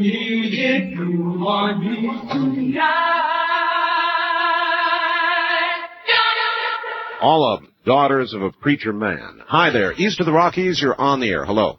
Hello, Art. This is Cindy in Kansas City, Missouri. Hello, Cindy, KCMO. Yeah, I think your idea about having Harry Brown on is wonderful. The same night as the debates. Right. It's no wonder that they won't let him in the debates. He would show them up for the pathetic excuses they are for presidential candidates. Now, listen, don't be afraid to say what you really feel. I won't, ever. Well, I'm going to do it. I'm going to take them up on it. Why not? Great. Let me tell you a little story of something kind of odd that happened to me over the weekend. Okay. Okay, I was at home with my husband, and we had kind of an argument. And it was raining outside, and I grabbed my umbrella, and I went down the street to a new fountain that they had just built. And on the ground around the fountain, they have these bricks that people could send money in and get their name inscribed in them. Cool. And then they inlaid them into the walkway around the fountain. Kind of like the Hollywood sidewalk deal, right? Except similar to that. I've got it, yeah. So I'm up there, and I'm walking around, and I'm reading the names, and looking. And I came across one that said, in memory of Cindy L., and it said my last name. You found your own brick? I found a brick that was in memory to someone with my name. Did you see Rod Serling anywhere? Well, I kind of felt like I had walked into the Twilight Zone. Oh, that would totally freak me out. It was very strange. Is it still there? Yeah. As a matter of fact, I had to bend down to touch it to make sure it was really there. I think I'd do some inquiry about that. Go tell the bricklayers that, the reports of your death have been greatly exaggerated in Brickdom. I came home and told my husband about it. He said, you didn't know that I had that put in there, did you? That's right. No more fights as of now. Well, thank you, Art. If you're good for a year, the brick comes out. Uh-huh. I guess. All right. Thanks for the call. Thanks a lot. That's really weird. That's really weird. I wouldn't like that at all. In memory of? In your name in the brick? Very bad. Very bad.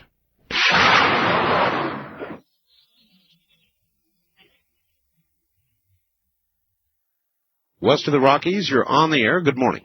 Hello, David, Santa Clarita. Santa Clarita.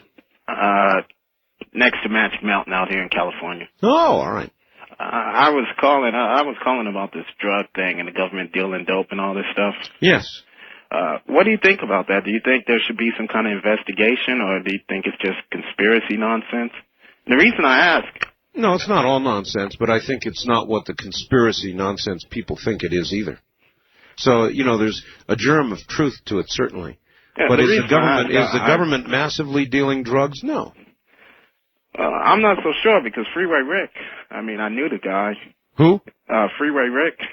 This guy that got down in San Diego, on trial right now. For what? For selling dope. And then he says the government gave him the drugs and gave him guns and all this stuff. The government gave him drugs and guns? And guns. Let's see, they had guns that the Contras had that I guess they were selling in the inner city and that kind of stuff. Well, this sounds like a political explanation for a local crime. But I think there's something to it, sure. Some pilots brought back drugs. The CIA probably had some operations going on. The DEA probably had some sting stuff going on. And so, yeah, in a sense, some of it happened. But are they massively dealing drugs? I don't think so. Well, I think some kind of investigation should be done on it, and I don't think Congress is doing anything about it. I've seen an article where the guy who ran the money laundering operation for one of the cartels, for Escobar's cartel, and he was in there saying that he dealt directly with intelligence agencies, and he made a deal where he shipped drugs to the Contras. Why would he ship drugs to the Contras?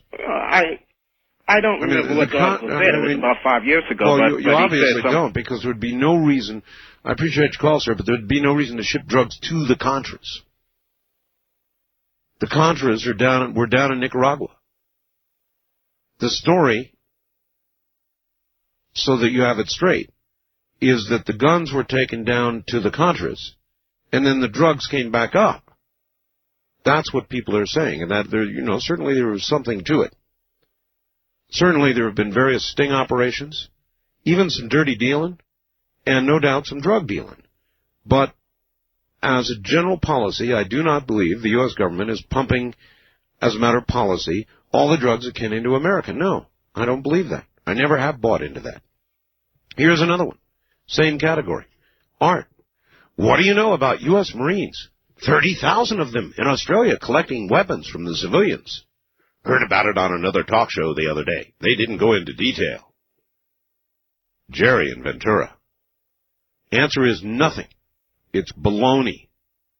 There is a big gun controversy going on now in Australia. But where do these groups get this crap about Americans going down there and collect guns from Australians? That's bull. Absolute, unmitigated bull. And there's just a lot of this kind of stuff floating around, and the people responsible for it ought to be hogtied, as far as I'm concerned, because they make such wild allegations that the people have become numb to what really is going on and what should be looked at. 30,000 Marines collecting guns from Scott. First-time caller line, you're on the air. Hello. Yes, hi. This is Steve from Sacramento. Yes, Steve, how are you? Not too bad. I had a question on your real audio that was on your web page. Yes. I tried to download that. That's not accessible anymore. You mean the real audio player? Right. The one that they had on there for free. Yeah, I'll tell you where you can still get it. Where's that at? We have a bulletin board here in Pahrump, Nevada. Right. And I thought that it was still available on my webpage, but if you can't get it there, listen to me, call my bulletin board. Oh, okay. And you'll find it on there. All right. See, I had another question. You never talk about your boy very much. How old is he? 15. 15. How old's Ramona? Can that be revealed or not? Well, I would want to ask her before I don't think that'd be cool. She might not like that, and I wouldn't want to find out about that tomorrow. I was just curious. For one thing, she opens my mail. Oh. and a lot of times. So, I could get in big trouble. Yeah, that's true. Okay, I'll try it there. Yeah, because you change your page around so often that Every day. We change it every day. Yeah.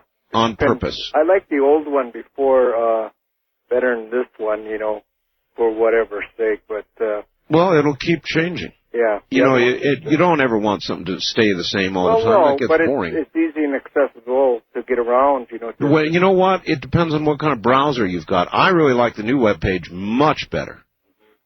Really. Yeah. You'll learn. Well, no, I'll learn, but it's just the point that, it's just a little bit. Also, the music. If you want to know, I like my web page the way I like my show. Never the same. Yeah. Well, that's good. Did you, the music that you have for Dreamland, that's the composer that's listed there? Yeah, it's the O of Pleasure. Oh. All right?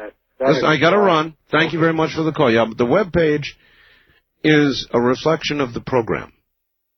And it's never the same. I don't want it to be the same. I don't want this program to be the same. Do you think I could come on here for 5 hours every night and do the same thing every night?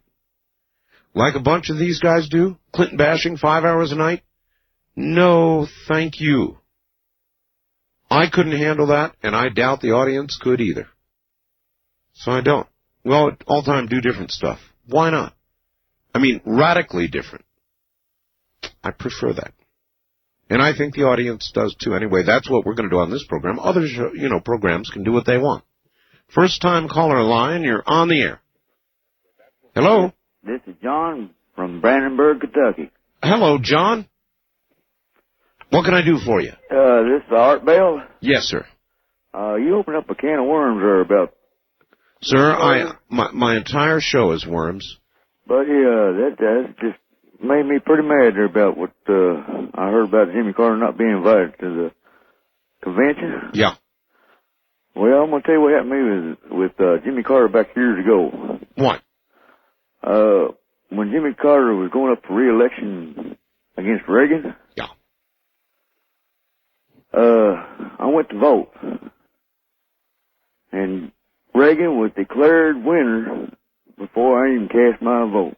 In Kentucky? In Kentucky, across the whole United States. Well, of course, he had an absolute landslide, so I guess it was declared Well, early. it kind of made me mad. I couldn't even cast my vote, and this man was declared winner. And Jimmy Carter, as far as I'm concerned, was one of the best presidents we ever had in the office. Well, he was mostly a good ex-president, more than he was a good president. Well, yeah. He's been a very good ex-president. And why he didn't show up at the Democrats' convention, one can only conjecture about. Either he had nothing good to say, or they didn't invite him, or he didn't want to go. No matter what the answer is, something was radically wrong for him not to show up, the only living ex-president. Well, you got that right, buddy. But what upsets me, though, when Reagan got in there, this country went downhill. And everybody said, oh, it went uphill. Well, it depends on your point of view. Some people see a hill, some people see, a valley. Well, I seen the economy go way down. You did? I'm a coal miner. Oh. And coal miner. In the early 80s, when Reagan got in there, it went downhill. I'm talking about the high sulfur coal. The economy went down further than the mines you worked in, huh? No, I'm talking about the whole western part of Kentucky, southern Indiana, southern Illinois. And you think that was Reagan's fault? No, I ain't going to say that's Reagan's fault. All right. Well, look, Reagan was going through working on the unions. Yeah. I was a UMWA. I'm still UMWA. Uh-huh. Well, then you didn't lose your job. You're still a union. The only union that he really went after was the flight controllers, that I recall, and I thought that was utterly justified. They weren't supposed to go on strike. Remember that? They weren't supposed to. West of the Rockies, you're on the air. Hello. Art Bell? That's a me.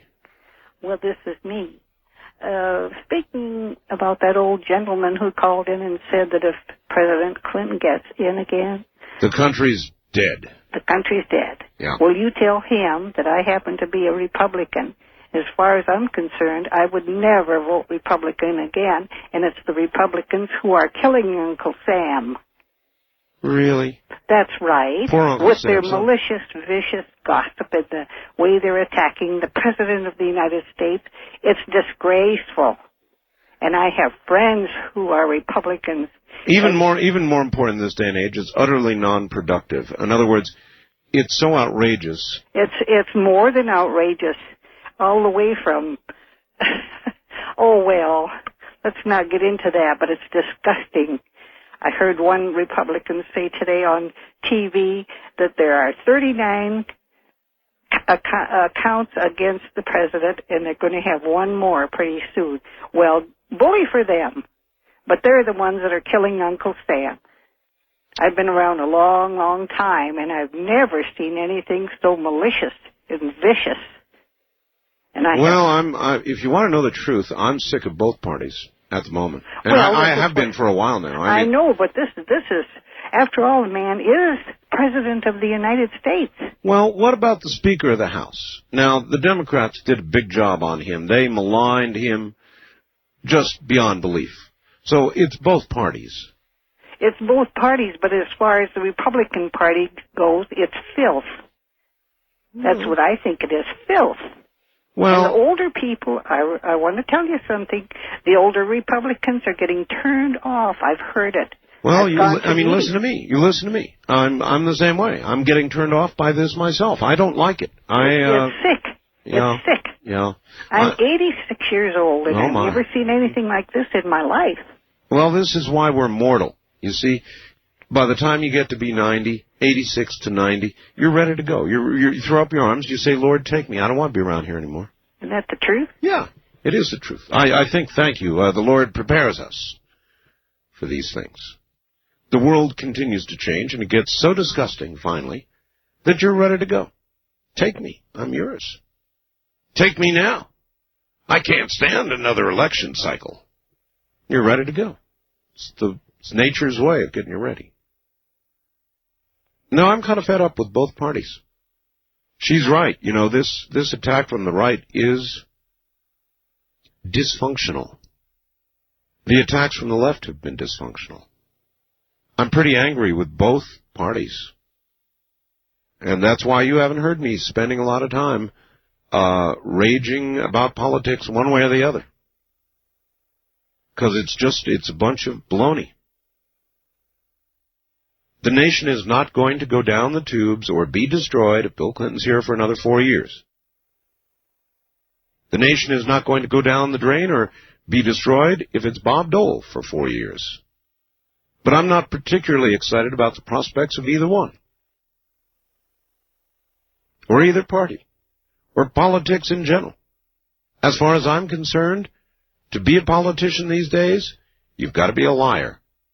And I'm not exactly sure when we cross that line, but I know we're across it. East of the Rockies, you're on the air. Good morning, Mr. Bell. This is a socialist from Kansas City. Mm-hmm. That's a bunch of crap about Gingrich. They don't malign him. Gingrich comes out when Susan Smith kid's died. Of course they blame the left. Of course when they that malign baby was him. cut out of that mother's womb, Gingrich said that's the ideal of the New Deal. You know, he's a master at using words for manipulation. The Democrats have had an attack out on Gingrich since day one. Who are you Gingrich deserves an attack. He's the lowest of the low, and he represents... Look. Clinton's the only thing saving us from these Republicans. Saving us? Power. Oh, please. You know it's the truth. People aren't going to elect Dole just because they know somebody's got to protect us from Gingrich and those right-wing nuts. Oh, my God. What I say is not true. What you say regarding right-wing nuts is true, and what I say regarding left-wing nuts is true, and they're both doing a terrible disservice to the country as far as I'm concerned right now, and I'm sick of both. We finally agree on something. Oh, we do? Well, we're sick of the Republicans. Well, so then you agree halfway with me, you mean? Right. Uh-huh. Hey, this Harry Brown, he's so full of it. You know, all he can do is say government doesn't work. Well, I got a list for you, Mr. Bell. I could go on for the rest of the morning. about how governments help the American people. Well, I wouldn't let you do that. I know you wouldn't, because you don't want the truth out. You people are. But Harry Brown ought to be allowed into the debates if he's in all 50 states, which he is. Then he I ought to be allowed able to debate Harry Brown then. Why? Well, I'm running. How many states are you up in? I'm sorry, I couldn't hear. You're probably not even up in Missouri, are you? Or Kansas, whatever it is. Hold on. We'll come back to you. Tell you what I'm going to do. In the interest of ideological nonsense, I will take the Missouri Muppet here. I wonder if he really is. Are you in Missouri or Kansas? Missouri. Missouri. I thought so. And you're not registered in even one state. Harry Brown's registered in 50. So I will not let you debate Harry Brown. But I will let you debate somebody on the far right. Would you like that? Sure. All right, then stay there. Love to have it. Yeah, I know you would. Stay there. All right, here is my offer. I want somebody now on the far right.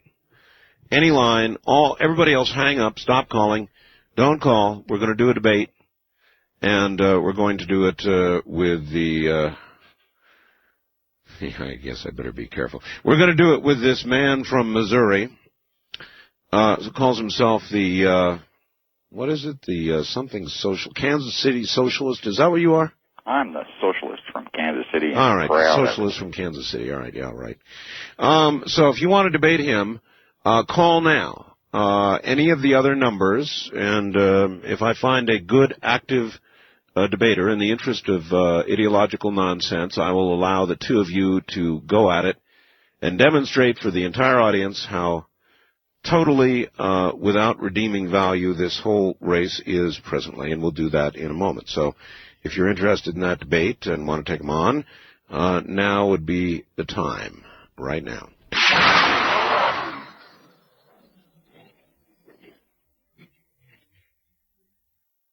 Well, okay, here we go. Now let's see what we've got here. On the right, from, where are you in Idaho? Blackfoot. Blackfoot, Idaho, huh? Yep. That's all right. What's your first name? Ben. Is that with a B, B-E-N, Ben? Yep. Okay, Ben. You know what you're up against here, right? Yeah. Kansas City Socialist. All right. Here he is, Kansas City Socialist on the left. Are we ready on the right? Yep. Ready on the left? Well? Yes, sir. I'm ready to go. All right.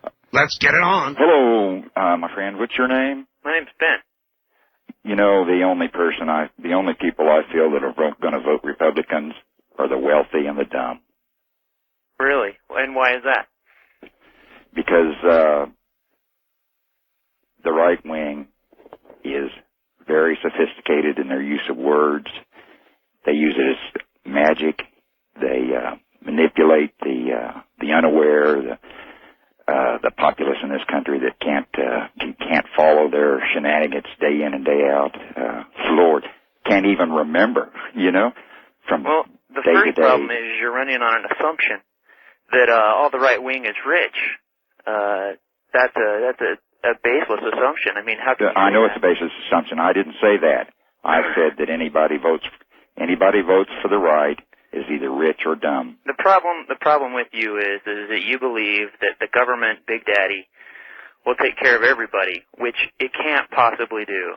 The millions of people that you have in these United States, big government cannot individually take a single person and work out all their problems. It's just impossible. I'll tell you, I don't know about this Big Daddy stuff, but I know that right after the Depression there was extreme, terrible poverty, and the only way to help these people, the old, the sick, and the weak, and the ordinary, was for government to step in. Look, capitalism sure wasn't going to do it. The thing that pulled us out of the Depression war, it had nothing to do with the socialist programs that pulled us, that were invented during that time. It was pure war that pulled us out. I got news for you, buddy. There was soil erosion all through this nation. The banking systems, the financial systems couldn't hold up. They still wouldn't hold up if it wasn't government standing behind them. Then tell me this. Why is it that the big business government standing behind these bankers?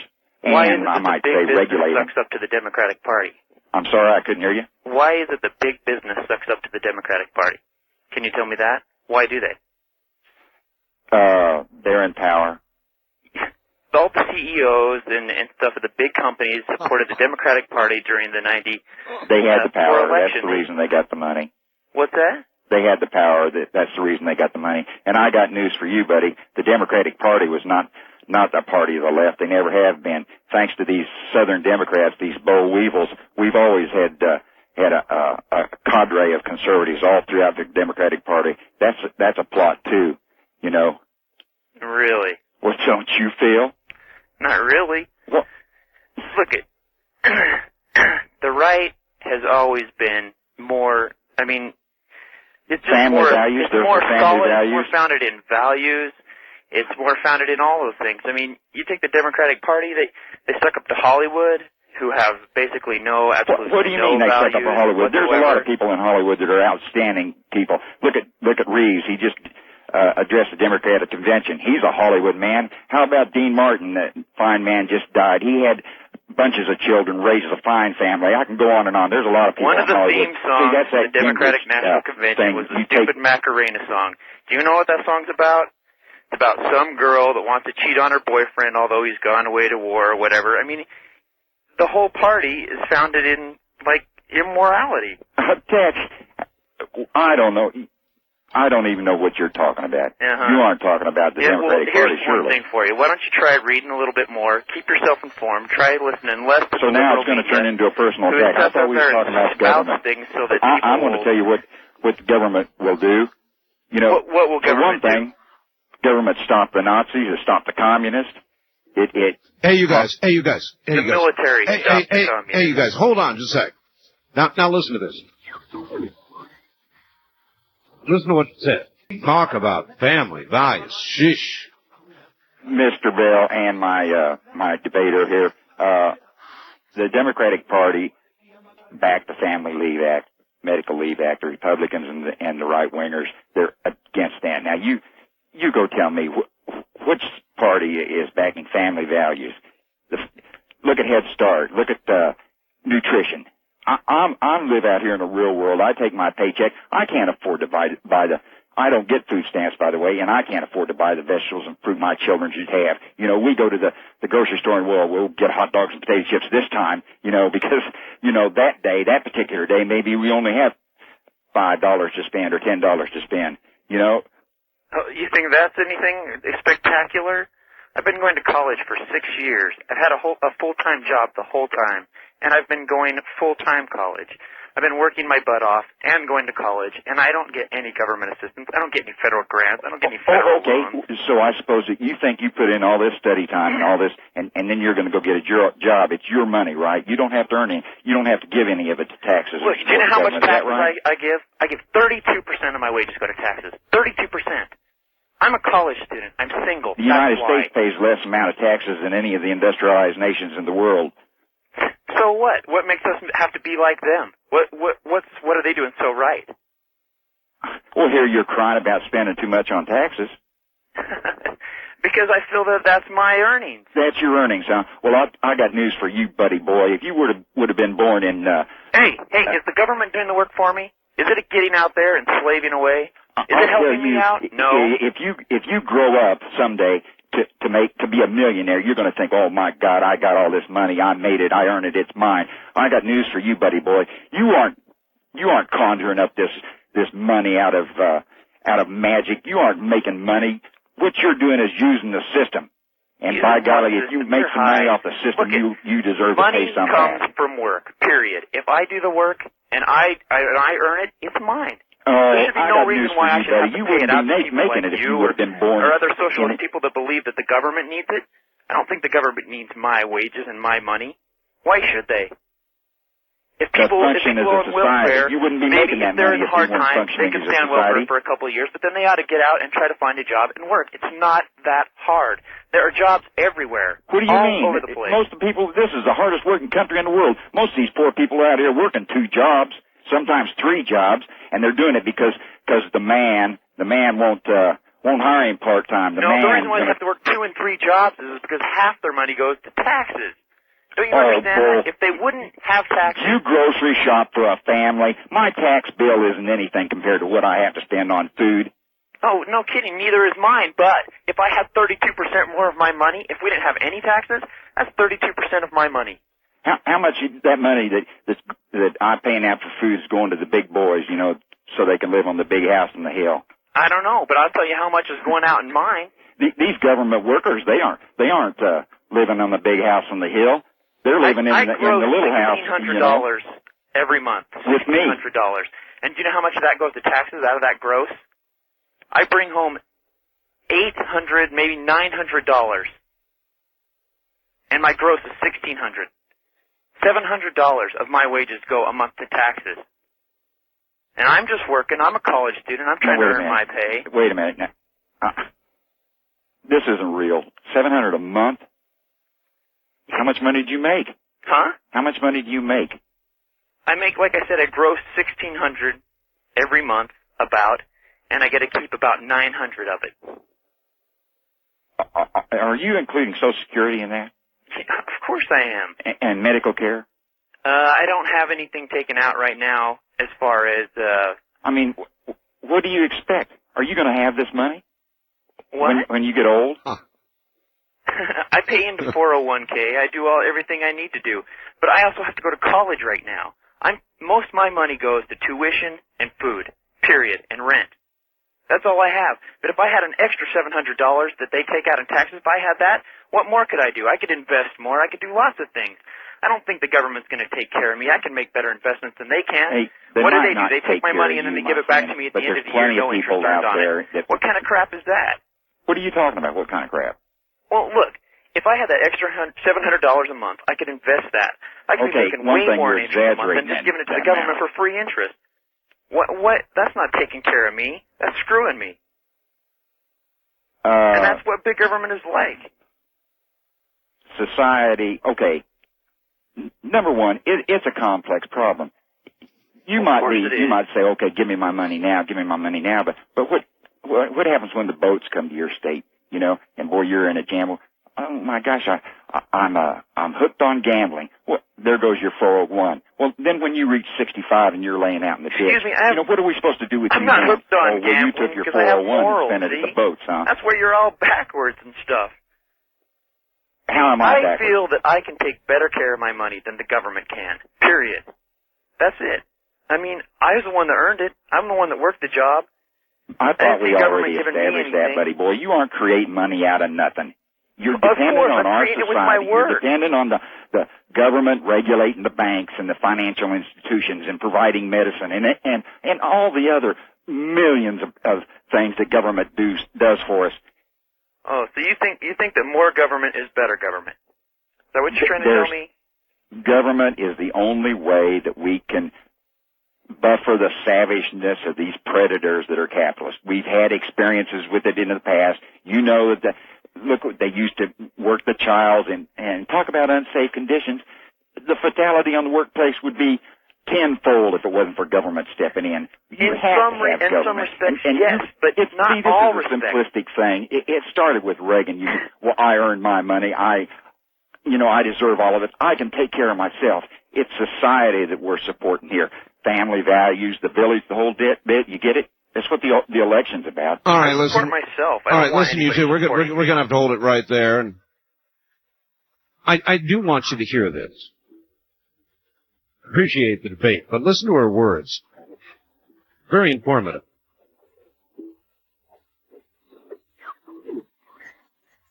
If we ever get to it. Looks like a Spanish Valley girl, doesn't she? East of the Rockies, you're on the air. Hello. Yeah, Art, I'm just curious. Has your show been banned on the Internet in China? Banned on the... No, all Internet has been banned in China. Oh, all of it, huh? Did you know that? No, I didn't know all of it. I just thought some of it. No, all of the Internet, as of yesterday, according to a message I received before broadcast, Red China banned the Internet yesterday. What a bummer, huh? Yeah. Well, I guess you won't be getting no calls from any... That's China right. people. And I have, though. During the time the Internet was there, I've received calls from Red China. Wow. I got one from Shenzhen province, which is the... I mean, before they made the ban, though. They just did that, didn't they? They just did, yeah. So I guess that's the end of calls from Red China, yeah. Yeah. Well, thanks, Art. Sorry about that. Yeah, you're welcome. That's the way it goes. I tried to tell people, communist China and even Russia, they are not what you think they are. You know, Red China has not really changed. They're absorbing a lot of economic activity, as much as they can. But they haven't really changed. They're hardcore commies. And as for the Russians, they're trying to tell us they've economically and politically changed, and that's a bunch of horse stuff. It's just simply not true.